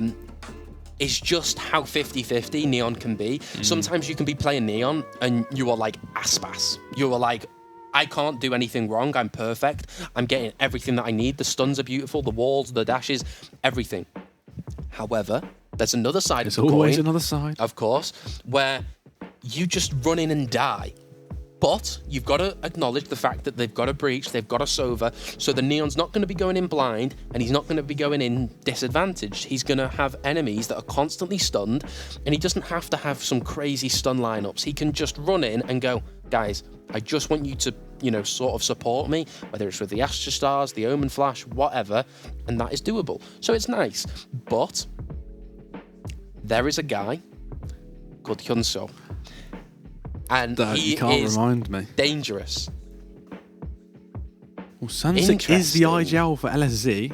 Okay. That That makes sense. So do we know what roles Sang6? So he's playing the Astra. Okay, so But he was on the Sova before. You are right. But now, on Sunset, he is playing Astra, which I do prefer. Because with the IGL, you're not necessarily leading the pack sort of, fragging heavy. So it's nice to see that he is playing a role that is quite reserved and he can sort of just sit back, maybe go for a couple lurks through mid, sort of just play the anchor and just go, guys, this is what I want you to do. He's playing chess. So he's going, Sova, I want you to do this. Breach, I want you to do this. And he's fully in control. He doesn't have to do anything crazy. But it also allows the teammates on his team to play a comfort role. Sometimes people don't enjoy playing controllers, so the fact that he can enable them to play a Gecko, maybe another an initiator or something along those lines, it's nice. I'm quite fond of it. So Sang6 the guy to credit. I completely agree. It really is. I mean, like you were saying beforehand about the coin, about the two sides of how this game could really go. Rayon, what an incredible jet player, but it doesn't matter because maybe it's just not your game on the Neon. You want to slide in it. Like you said, he's not going in blind. And this is where the importance of the breach comes in. And I'm very confident this man, Taekyung Val03, is on the breach for this map. That he was just incredible. The amount of lineups he had with his flashes, the way he just made his team just feel so much more confident going in. Let's not check this, guys, because I have a molly here. Let's not check this, don't worry. And those flashes on that defense. Yeah, they were crazy. Like we saw, from both KOs, they were throwing some crazy pop flashes lineups, nade mollies, everything. The knives were huge as well, by the way. Like, I noticed, I think it was LSZ Esports, they were constantly throwing a knife over towards A main to just clear it in case there was any sort of lurks or, any sort of fakes. It's nice util, and that is what you want to see out of your initiator player, making sure that you're not getting info starved and you can throw a knife, you can throw a dart, and you're getting so much information, especially when you're the IGL. I'm sure Sang6 was so grateful to have both himself included, but another talented initiator player that can just relay info to the team and go, guys, I want a rotation, guys, I want you to push up. It's really, really nice. I mean, like we were saying, we wasn't sure who Please Trust Me was going to be on. I have taken a quick look at what they're previously playing. Sova, Gecko, Omen and Sky. And we just, as we see in the map pick and the player pick, he's on the Gecko. Yep, and I just double checked as well, and it is a Reich on Omen, which I want to see him have a better game. And I'm not going to say that agree. He did something bad or poorly. I'm sure he did his role. However, I want to see him get more in the action. As Omen, you can be a little bit more aggressive, almost like a TENS, like a FPX Berlin type of style, where you are playing your role, but you're also sort of, getting into the action and having fun, because it can be boring, you can lose confidence. So I hope Reich has a better game, and I hope he feels more comfortable on the Omen. As our players are just getting ready, I mean, like you were saying, you have to just keep active, keep in the action, so that you don't just really lose yourself and lose the game. That's what he did. He started to get a little bit more confident in the second half, but it just wasn't enough to really bring It looks like we're going to go for a fast mid play, Ellis. The Gecko, Raze and Breach coming out of LSZ Esports, I think they're going to go for a fast. I mean, we know Hyung Sao's on Raze, but I'm not sure. I mean, Deadlock in a pretty decent position. Not any util put down just yet, so it could be a net and the wall in hand. But I think we're just going to go straight 5 mid here. This is interesting. Oh, it's going to be an absolute brawl. They do retreat just a tiny bit. They do put so much pressure on mid, then run all the way back. Really nice timed wall there, Ellis. They do go for the... They decide to cancel. The nade completely cancels this sort of strategy, and they decide to contact back up mid, just in case LSZ have pushed up. Cypher a little bit confused on what he wants to do. I think... Are they going to go for a B split, or are they hopping over towards A? I mean, door does appear to be open, I imagine. I'm not quite sure if it was closed because no one was playing the market side. This is a pretty decent timing from Hingu if he can just slowly walk in, because the jump spot isn't that good. Sanzik kind of getting a little bit more aggressive with the frenzy. I think they do predict a push here, but look at him. He's just taken so much space. He does do a pretty decent amount of damage onto the deadlock. He just can't pick up the kill. He takes out one, and then now he's going to take it a second. Not before Taekyung goes down to line. Trades really strong coming out of Blater. This is really interesting. Cypher is on 1 HP and it is a 4 versus 3. However, the Astra is alive.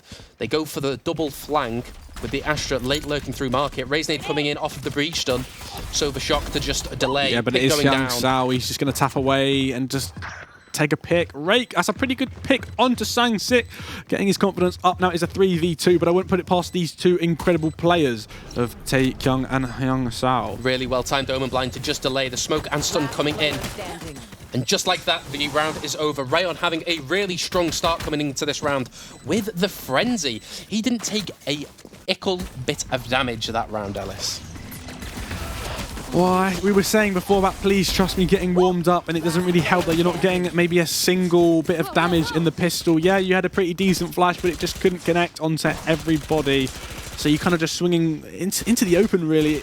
I'm just not really sure what the plan was for that defense. Yes, it was a great time wall, but nothing really came about of the retake. They kind of just waited for the flank to come in, and they were just a bit too eager to be sitting on site and not really waiting for much. Yeah, LSZ Esports did decide to go for an A stack with the breach solo over towards B, just to stun and try and delay. But just look at the contacting that Blater are allowed to do. They fully walked up mid. This is such a bold call. They get the pick on, they get another one, they get a third. I mean, Please Trust Me gets his first kill of this tournament. I mean, a great flash, but it doesn't matter because it's Hyung Sao, and he's just incredible. Sang-sik, there's not much you can do. Rake's just going to keep jiggling. There should be a Vandal down somewhere. He does pick it up. Really nice damage coming out of LSZ Esports, but of course Blater did take that round. Couple armor rebuys, couple weapons maybe. You've got a really nice bonus though. There is a world where Blater decide to force buy into this round. I mean, that's a lot better than the first couple pistols that we saw on Abyss. Maybe this is a map that they're more comfortable with. They haven't played it very much, but if they do decide, which they are going to opt out to force into this round, I mean, putting a Spectre in Hinger's hand, it's still a pretty decent amount of damage. They have 1 Vandal, 2 Sheriffs, and 2 Spectres. It's going to be a pretty fast mid-hit here. A good stun. They break the door, and a really good Omen Blind. It just doesn't connect to anyone, unfortunately. And Taekyung takes out Rain. But can't get his aggression levels just there. It doesn't matter because Hyung Sao just picks up 2, and Sang-sik takes out Val.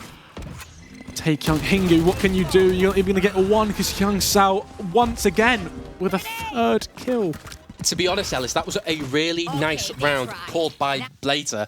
However, it was just that timing on the Omen smoke that really sort of sabotaged Neon, if I'm honest. And looking from it, he did sort of mistime his fast sprinting ability.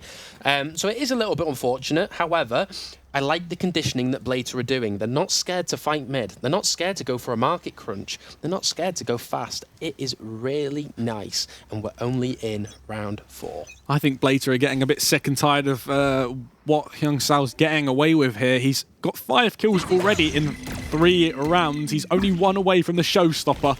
It's a pretty good information gather on the Gecko Flash, but we should just slowly creep towards Link here. It's not really much we can do. We're going to opt to break the door. I mean, it's a pretty decent amount of mid-pressure. They are going to put an Astra Star down just in case. I mean, there's a lot of patience on the side of Blater. They're not really breaking the wall. They're probably waiting for it to go down. It's a pretty awkward deadlock setup if they decide to walk in. They do break the wall, and they are just slowly walking away. Yeah, this is a really nice round played out by LSZ. They've really starved the defenders or the attackers, sorry, of what they want to do. Reich isn't too sure. That is a really nice timing on the Gecko Flash. Reich can take this timing and push up, and I think they're just going to creep towards Elbow here. They are not aware that there's 3 players just sitting, waiting to react. I mean, the cam comes out, the flash, and the Omen Blind coming to send mid-sight, waiting on this. It's a great amount of util, but Please Trust Me, it's just dodging it left, right, and centre. Or the showstopper comes out, but it's just not going to connect anyone. He doesn't see the Omen. He sends it. I mean, gets traded by the breach. Good flash, but he dodges it. That is inhuman reaction from Please Trust Me. He is on his 3rd. He's looking for his 4th. Does he just jiggle? Wow. Hingu's blinded by the lights, Ellis, and not in the good way. A little bit of BM there. 30 seconds. But I mean, To be honest, Ellis, this is a crazy round called from both teams, but I love the hold coming out of Please Trust Me. Hey, he got subbed in. I'm trusting him. I am. I do trust you now. I mean, look at that.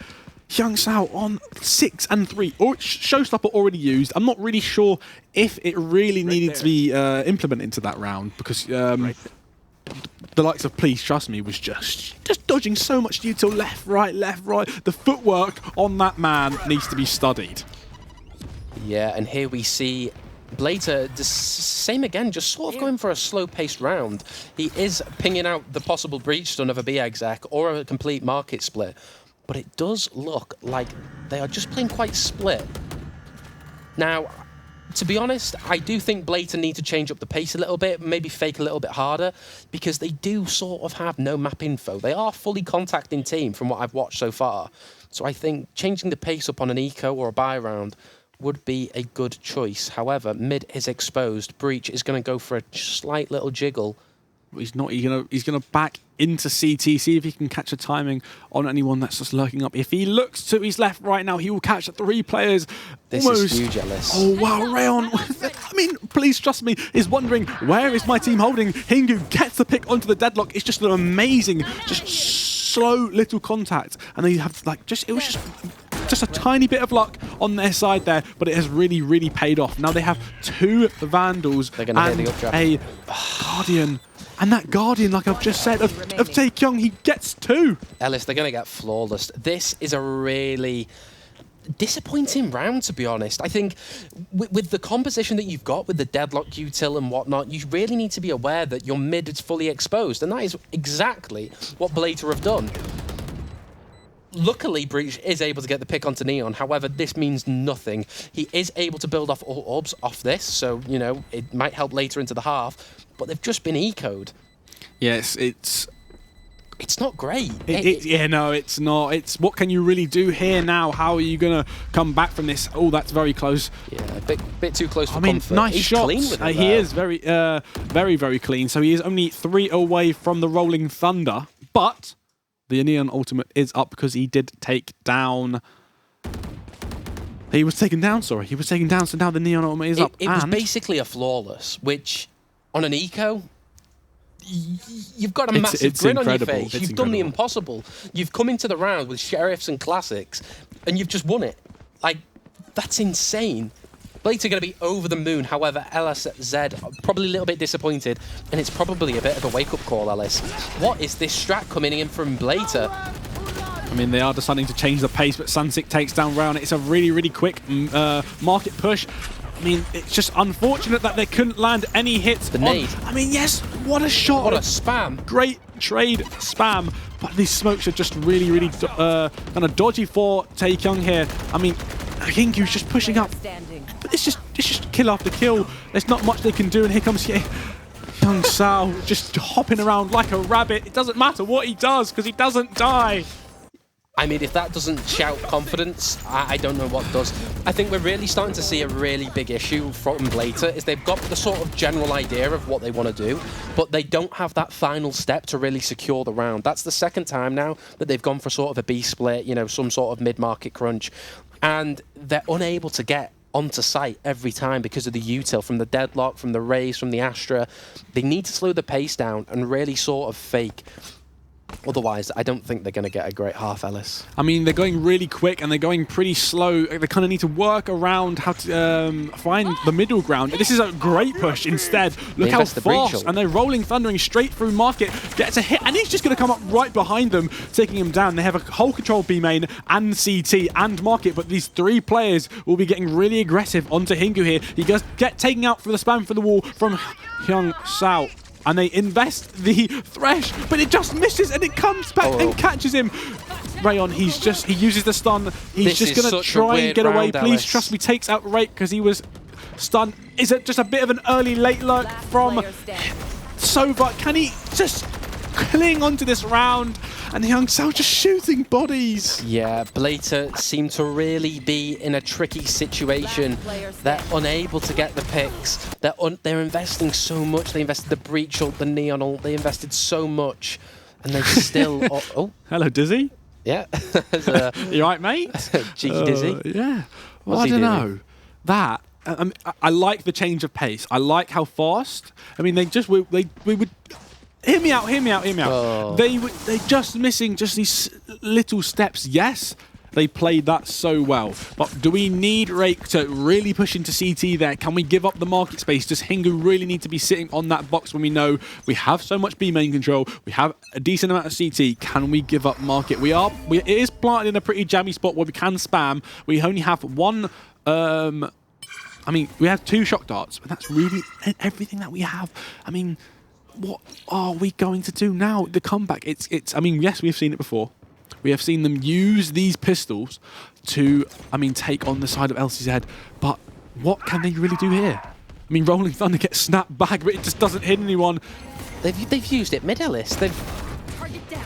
The B-split's been completely cancelled with the Breach ult, but also the deadlock wall that he's breaking. He's breaking his own deadlock wall. He's so hungry He's for kills. so unaware of Neon's position.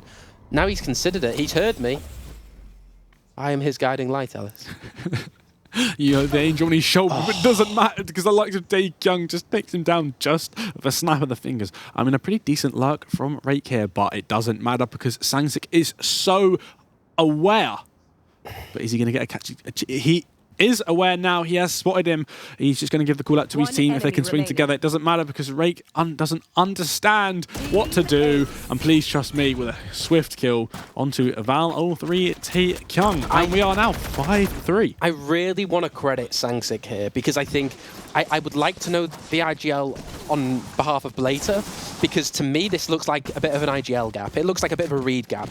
Blater are playing super slow and super fast. Now, when they play slow, it's pretty easy to deal with because LSZ Esports are instantly taking A main with a one-way and a Gecko flash, and that's it. That's them stunned for the round. So Blater feel forced like they've got to go into a fast B market crunch. It's not working. I hope that we see this round Blater go for a fast A split, which they seem to be going for fast A main control. However, the Gecko flash... What is this hold from Please Trust Me? Exactly where you are. Trade's coming in really nicely. I mean, Hingu's going to keep getting aggressive. He's not going to really push off the stun. He's going to get a little bit of a spam. Crunch. There's not really much. He's panicking, trips, cages, he's throwing everything at him, but unfortunately, they are still able to break through. Weird plant spot coming in from Blater. However, Deadlock is playing this extremely well. Unfortunately, gets picked off. Destroyed. And this looks like a very unfortunate scenario for Breach here. I mean, while we're here, it's a 3v1. There's not much to do there. A couple players that are low. The Dark comes out. He only has a stun. But Hingu with just a wrap around to elbow. I mean, can we talk about that round for a second? I think Rayon here is just really not getting... It's just really not just getting that little bit more of what the Neon should be. Yes, you are sliding in. Yes, you are making a lot of space. But if you're just mistiming your slides or your speed ability, you're going to get caught out, especially when Please Trust Me is playing in such an aggressive position. For me there, I'm more worried about the timings of the util because I don't understand. Neon's clearly running in a direction where he feels confident that his team is able to support him. However, nothing was dealt with, so it's a little bit unfortunate. And we're just going to continue with the same pace. They're shooting the Gecko Flash. They know there's a lot coming, and they're just going to slowly walk to elbow. It's a pretty decent smoke. Can they work their way around it, though? That is the question. I mean, look at Young Sao and the Deadlock on the side of the B side. It's a pretty good suck, but is he going to swing off of it? Rayon just slowly just tucking himself away. I think that LSZ think this is a fake. Look at the positions from Raze and Deadlock. They have decided to anchor over towards B, and they have been able to pick off the Cypher, lurking up top mid. Now, what a shot. We didn't even see it, but I can just imagine. He gets traded out just quickly, and now he's a 4v void then. Yeah, everyone is so split apart. The Neon's been inserted over in towards elbow, and both teams just seem so confused on where everyone is. Oh, the timing. timing. Can he catch it? Yes, he can, but he's just, he's just so close. Is he gonna? He does manage to dodge the net. I mean, this could be a really good B fake here, but the jump spot comes out, and he's just going to run in. Ryan. Oh my god, he gets flashed by his teammate, then he gets shot in the back by Sunsick, and Taekyung takes down Sova. That's so unlucky. I don't want to look. Don't want to watch.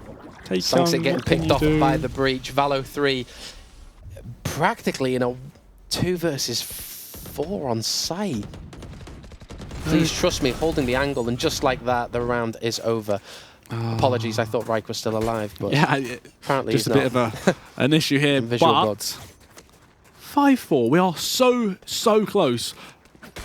But I feel like LCZ are just kind of breaking away, kind of pulling themselves just... Blades have got understanding, and it is a tech pause. Sound sensor up. There's just a bit of a visual bug here. Some of the players are showing up, some aren't, but it doesn't matter because it gives us a little bit more time. Oh, we're going straight in. Never mind. It's just the graphics are frozen. Bear with us, but we are still continuing the game. I mean, another default setup coming out from Deadlock. He's just going to throw the wall straight down. They're going to break it very quickly. He has his net and he has his ultimate. Oh, it is back. We are back up. 6-4. Array, he's just going to slide straight into those Deadlock stuns. Oh no. Oh, what? Whoa! It was like it was going to hit him, but it's not going to hit him. He's wielding the Omen. They're just going to walk straight out. The confidence for the retake. They're not even going to let them get a footing onto site. The Hunter's Fury comes out, but it doesn't matter because the likes of Taekyung just tap him in the head as soon as he swings, and we are 7-4 for LCZ. Yeah, I'm a bit confused from the behalf of Blater. They've had all of their success in these most recent rounds over towards A, and for some reason they've thought that maybe going over to B is the best thing.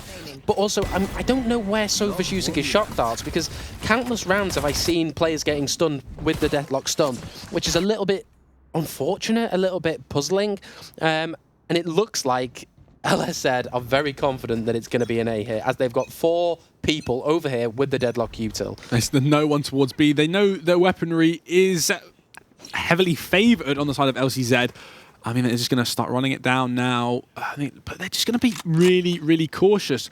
Blater, I mean, they have terrible weapons for this last round. This is not what you want to go in to the next half, really. If you want to kind of make it a 7-5 if possible, but it looks like the outcome of this is going to end up 8-4. They're kind of just 4 stacking towards mid, and they're going to get really aggressive now. Going to send the Raze Rocket down. He's just going to miss him. And Hingu. What the zap? Oh, that's crazy, Ellis. He did not clear him close right. Oh, that is tragic. And the round starts to crumble. Trades do come in, however, from the enemy breach. And just like that, Neon gets shut down. Linksy, what a hold, getting both breach and Neon. The Omen blind coming in from Reich. Oh, but it doesn't matter because Linksy's just the best player in the world right now, shooting so many good shots. I'm not really sure. It doesn't matter. I mean, yes, the weapons were and just unfavored, like but an 8-4 half. Switching sides. Ellis, what a half we have watched. To be honest, no. I think BLT. Look at this stat line: 13-3. You have died. That is absurd. That's crazy. I can't believe we've seen a Marcus French raise ult. I mean, in this Korean Valorant game. Blater have struggled so much on attack, and I think it's not a great sign. I think this map is probably quite... You could argue it's CT-sided just because of how obnoxious the util can be from a breach, from a Sova. But all in all, I'm a little bit worried for them. I think they need to talk. I think they need a timeout, and they really need to just breathe. Just breathe and figure out, guys, we've got this. Despite the scoreline, this is still ours. Yeah, I mean, it's always winnable. You can't never give up, even if it was 10-2. I mean, they do have the 2 rounds. This is just a bit of aggressive overextension from Rayon. He's going to back up all the way to short. I don't really like that. They're leaving nobody onto site, but they're not really taking a plan of action here from LCZ. They're going to kind of just creep up elbow, make sure it's clear. I mean, a missed one-way from Reich. I mean, maybe he's just a little bit nervous, but what is this lurk from Sunsick? He's just taken the whole of B-May ult up into sight. He's just going to get another if he can, but it doesn't matter because Taekyung is different with a movement and the classic. But look, they could commit to A here. They still decide to go B, but they could take A if they wanted to. And Round's just going to tap away when they walk out the smoke. It's a bit of a dodgy smoke. I'm not really sure. It's quite pregnant, if you'd like to call it that. But I do like this position from Lynx. Yeah, 4 versus 2 in favour of Blazer. They really need this round if they want to have a chance of winning this map. And Neon does not care, running, sliding. And just like that, he shuts down Lynxy. And this is a 1 versus 3. Guarding here. For LSZ's Breach. I'm hungry for more, but he's just tapping away. He's going to get aggressive because he can hear this Neon with so much confidence just walking around, but it doesn't matter because Taekyung right there takes down Taekyung. A really nice round. I'll give credit to Blazer. They are winning every pistol on this map, which is not an easy feat. And I think when you consider the scoreline of them getting 8 forward with only 2 rounds on your buy, I mean, Ellis, they got 3 rounds on pistol. They won the eco. They've got pistol, and then they won the anti-eco. So they need this round, Ellis. They need to start snowballing, getting the ultimates online, and start snowballing their economy. Yeah, they aren't LSZ anywhere seem to near be the so ultimates. many steps ahead every single time. Yeah, it's going to be a slow-paced kind of defense from LCZ. Sorry, Blazer. They don't really want to give any weaponry away because they are just in ultimate anti-eco, only buying 2 sheriffs and have 3 classics. So it's just going to be a kind of a walk around the park for LCZ. They're just going to slowly stroll around, just take a look at the scenery inside. Yeah, Sunset's a beautiful place, but it's a grand final. You're 1 map up, and this is your chance to take it home. We are 8-5. Maybe the outcome of this round can make it 8-6, so Blazer aren't so far away. Now, Breach does opt to rotate just off of that fake little market split. The Sova Dart does re-clear it, however. Breach now deciding, damn, do I want to go A? Do I want to go B? He seems a little bit unsure, a little bit puzzled. Does not know where he wants to go, but look at the timing that Blazer have lost. Reich needs to play safe here. He goes into smoke, gets right-clicked. Well, that's a pretty decent amount of damage, but Reich does get taken down. He has 47 HP. The spams are coming out, so there's pretty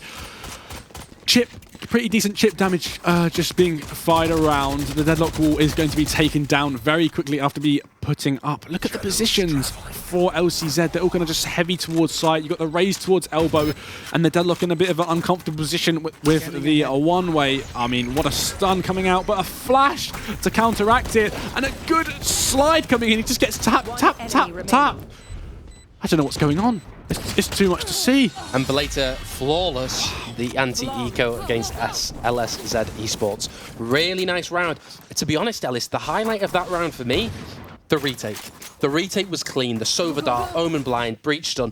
It was very coordinated, and I think this might be where we see Blazer's hidden sort of strength, is the composition allows us to do such fast and aggressive retakes to the point where LSZ it can't even hold the site. They can't do anything. They've got to play far back elbow, maybe deep main, or take some space deep into the enemy spawn. It's a really nice and promising half if you're looking at the side of Blazer. I mean, because Lynxay and Hyung Sao didn't get any sort of damage or kills last round, they do have to half armor, but it does not matter because they are incredible at what they do. I mean, the Gecko here just is so good to gather so much information because you can just pick the flash back up and reuse it over and over again. We did say before we want to see Sangzik lurking a little bit, playing that more conservative role.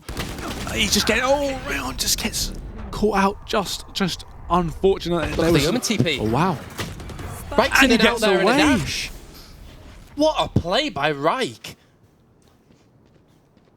Sang-hyuk here is going to be a little bit confused on what he wants to do here. Does he want a mid-round over towards B? Does he want to go for the late A exec?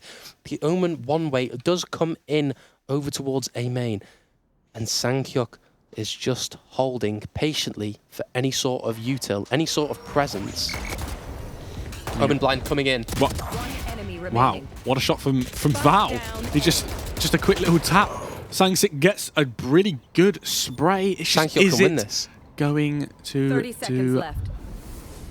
What he needs it to. I mean, 40 HP, Sansik has 2 stars available in a couple seconds when the last one gets put up, but he's getting timing by Hingu that has a Spectre in hand, and now we're 8-7. We are so close to being all tied up like we were last game.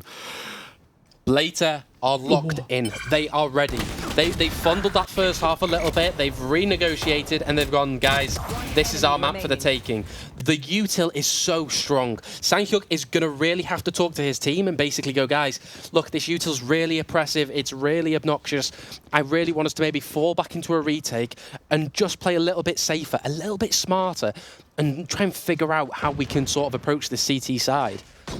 But here we see LSZ Esports go for a half buy. Neon ult coming in from the side of Blater. Ray on 3 charging down mid with a really nice dart to... Oh my word.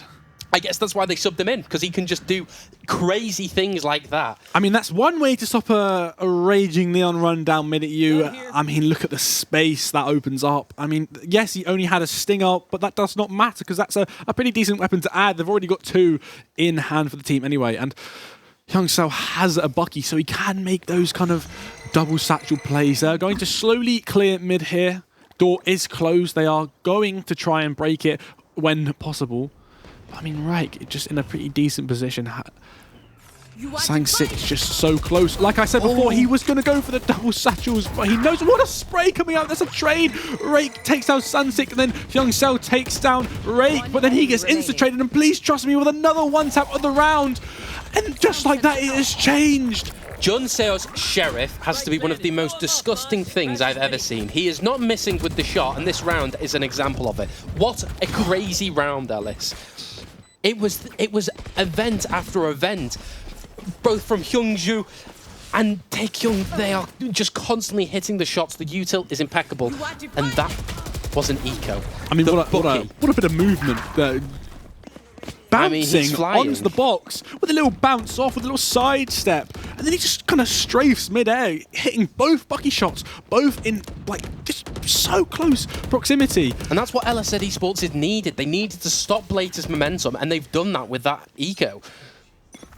I mean, there's a lot of anti-eco strats here. They're kind of just waiting around, but they are now changing up the pace. A pretty solid stun. Rake's just sitting in the smoke with a charge. Wingman comes out, bomb goes down, and now they have to take their time to recover this. LSZ, what are you going to do? Shim thinks he's Neo from the Matrix. He's dodging the bullets from B main. I don't know how he's doing it, but Lynx is just going to walk around. Door is closed, so once you break that, that is going to be a pretty obvious audio trigger for the side of Blater. But he's just going to get in the smoke again. He doesn't care. Blater, Rake, get your kills up. Sang6 goes down. I mean, yeah, and then Taekyung, like I said, just, I mean, please trust me. If it's anyone, I'm trusting you. 4 versus 1. You are on 5 this HP. Is impossible. Thresh is available, but it will be a little bit of a troll if you decide to use it. We aren't going to put it against you if you do, because the confidence is there. But this is a unwinnable round. It doesn't matter because he takes that take on 5 HP. I'm just going to slowly talk about this because this is so winnable. If he takes a 1v1 every single time, he's going to slowly walk out. He's got 23 seconds remaining. What a shot. Oh. Ellis, I got nervous. My heart sank after the 3rd shot, Ethan. I think, I'm lost for words now. I thought Junseo was going to win that. The shots were crazy. He's on 5 HP and he's just tapped 2 people. The judge this round, LSZ Esports have gone, right, okay, Blater, we've shut down your momentum. Now we want to get some momentum on our side. What is the biggest killer of momentum, Ellis? A judge. That is literally the answer to everyone's prayers right there. It's going to be a little bit of a tilter, but it looks like we're going for the same exact exec.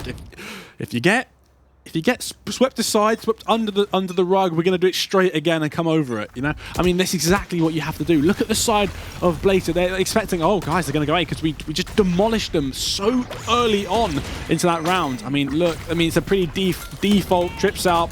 The Wingman does go down, but, I mean, Youngseo isn't taking so much space. He's just so wary of that tripwire, and now the smokes are down, and look at this position from Blater. It doesn't matter because Youngseo takes 2, and he's stunned, but Rake gets 2. Can he get a 3rd? And look at that.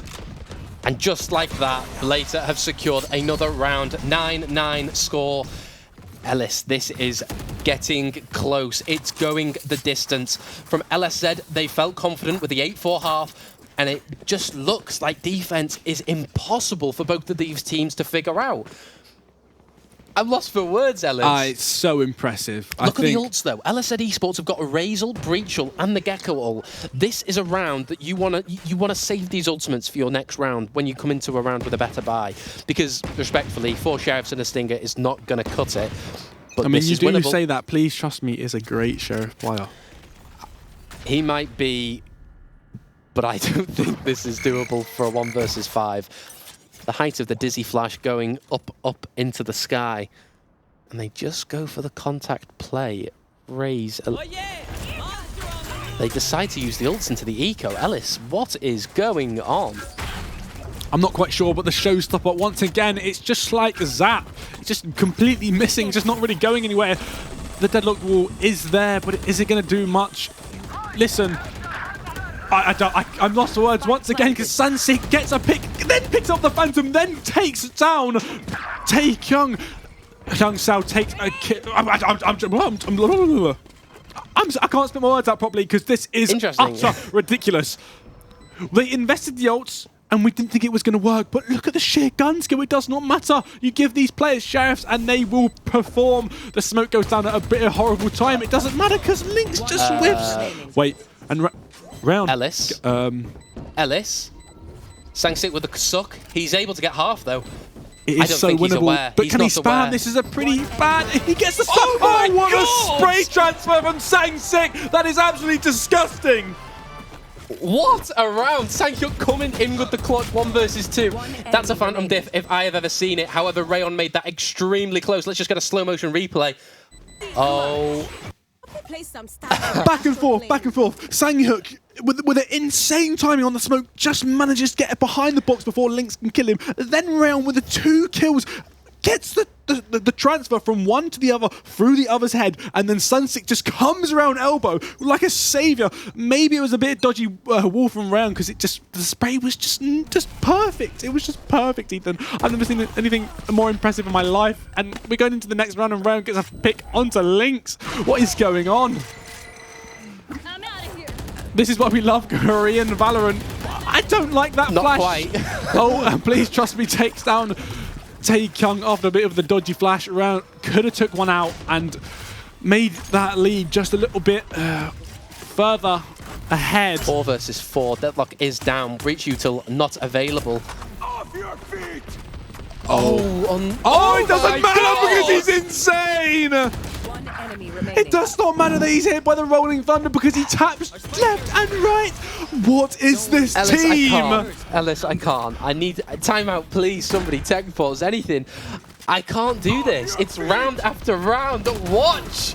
How? Hey, how? Somebody check this man's computer. It's ridiculous. Please trust me, he's playing out of his mind too. If you need an excuse to buy the Champions 2024 bundle, that is it. Shameless plug for Riot here, but wow. Actual aimbot. What is that? Having a breachel, not getting fantastic. one, but getting 2. Ellis, if you're blatant, you're going to be so tilted. Oh, how do you recover? You look at the buy, Rayon's going to get really aggressive. He has a classic, but he's going to pop the ultimate. It's a good stun, but the smoke once again kind of throws him off. They're taking a lot of space, so yes, LCZ do have to re-clear when they choose to do so, but it's a matter of time. Are they going to wait for this Neon ultimate to run out? And yes, they are. And it's just simple as that. Now it's gone. And just like that, your main chance of winning this eco has disappeared. Unfortunately, he only has full armor and a classic. If anything, you want to sort of pass over that Vandal to maybe Rayon and see what he can cook up with it. But we do have to have a look at this information. There is a Cypher Cam bottom mid and a deep trip, but they are aware, so they might rotate completely just off these 2 broken pieces of utility. So I'm not sure if LCZ understand that they are rotating. That's why they've sent Lynx all the way to B to see if they can get an insane lurk, which I imagine with the likes of Taekyung only having a Sheriff. But look at the deadlock lurk. Sung-hyuk does have a Vandal in hand, more of a hero Vandal. Yes, he does get spotted out. Oh, they're going to get... Really nice timing on the Sova Dart. It's able to re-clear the whole of B site, and that means the Blazer can call all the players over towards A. 30 seconds left. It's going to be a straight brawl. Can he spot out the one by backside? Hingu, a Rolling Thunder comes out from the defense. Hingu gets 2. Please trust me, trades out Hingu picking up the Vandal. Can he win this? It is a 2v2. Both has the Vandal. Is he going to walk straight through the wall? But it doesn't matter. It's just Wow. back and forth, back and Blater forth. needed that so badly. They came into the round with only an eco and a possibility of a neon ultimate, and just like that, they've won the round without even having to use it. I mean, Ellis, this is a banger of a series, and we're only at 11-10. It's getting so close. The nerves are probably going to come into both players now. Ellis, what do you think they're going to do? I don't know, but I like this buy from Hyung-Sao. He is a bit low on like his funds at the moment, but he has performed with the Bucky before. He got the kill onto Taekyung on the enemy team, then picked up his Phantom, then still managed to get another in the same round. It was ridiculous, so I'm so for it. He is 20-16 right now. We are going into the 22nd round, and I do like this bit of util from the defense. It's not much information, but look how fast that the side of Blater are rotating and taking so much space mid. If LSZ Esports lose this round, they are forced onto an eco, which allows Blater to go to match point. They need this. The wingman plant coming in, not the best plant, more of the center of the site than spammable. They do manage to get it down. Rayon. Rayon taking 2 trades fast from flank. Taekyung's 1.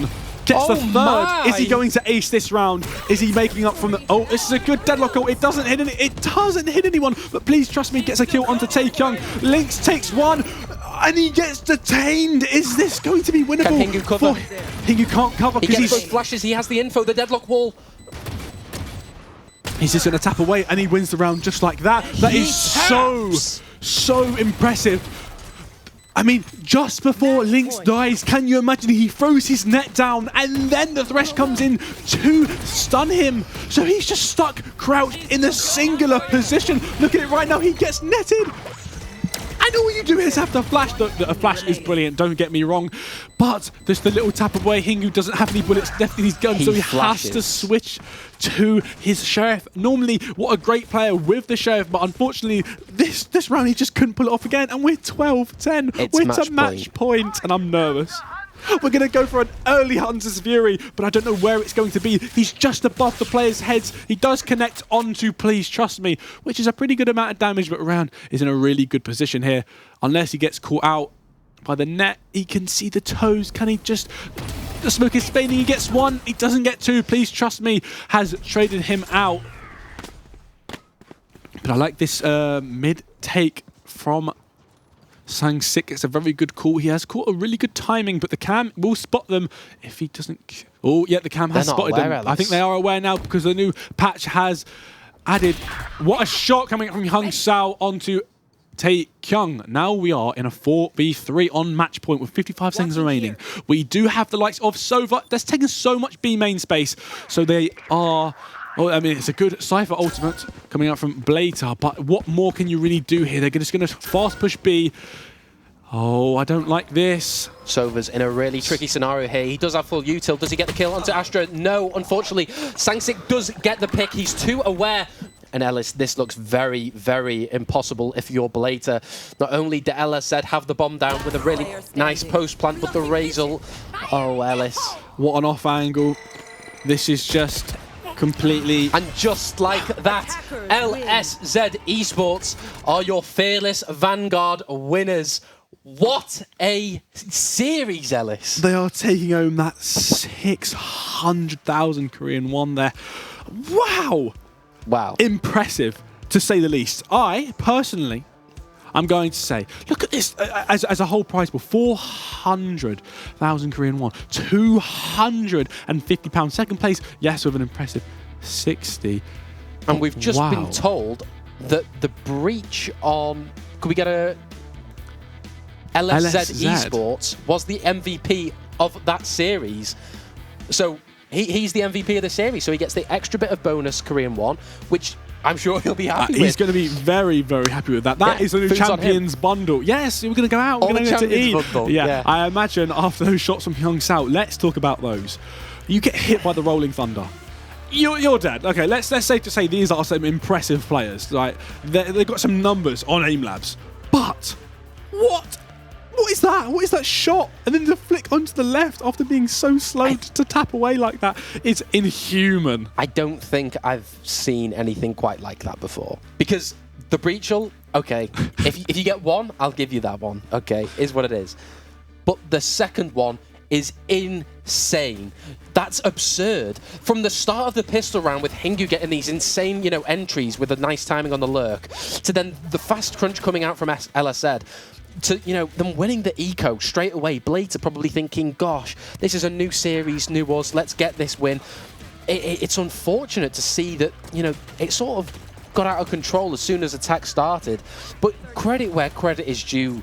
I mean, Sang Hyuk of LSZ Esports. Honestly, he's probably one of my MVPs because despite it not being shown, whether it's stats or whatnot, he's called a phenomenal series. From Abyss, from doing crazy mid-crunches to BXX, to whatever you want to name it, to seeing it on Sunset where he's calling these set mid-strats, set plays, and honestly, he's outstanding for me. And I don't have to hear the comms. I don't have to know the guy to go, he's done a phenomenal job leading his team towards this victory, and I'm glad all the hard work's paid off. He deserves it. I completely agree. You can gauge the sense of how much this meant to him for this second map, really just kind of pulling them through. Just, it's so impressive how they really played after just a slow kind of comeback from Blater, but it doesn't matter because LSZ just played incredible. Yeah. I want to talk about, please trust me please trust me for a second. I'll trust you. I was very, very concerned on how he was going to just integrate into this side. It's very, very difficult on what you're trying to achieve here. This is a grand final. A substitution is very unheard of, and it's unlikely that he was going to work out. But unlikely he was going to pull it off. But he did. He played phenomenally. Yeah, I think putting that amount of pressure on a new player, like just coming straight in, it's a lot. But I think, whilst you want to give credit to, you know, please trust me, which I trust him now. I will never doubt him again. Yeah. I think it really shows the approach of both teams in the agent compositions. Like I said, ladies and gentlemen, the Fearless Vanguard tournament is a different format. It doesn't necessarily have the traditional agent and pick bans where, oh, I want to play this, so you can play this. The agent that you select on your team, you can no longer play in the future. And I think here it is. With LSZ Esports, they decided early on with Abyss, we're going to go for our strongest composition and we're going to try and get that first map down and done with, even if it means we're hindered for the later series. And I think starting on the back foot, if you're Blater, I don't think it was the right approach. And I think if they were to do this again, they would probably, you know, do the LSZ route. This was my favourite clutch of the game. The amount of util that was used perfectly. And the timing, yes, there was so much luck on their side of Lynx to throw. It's like a last throw ball as soon as you jump off.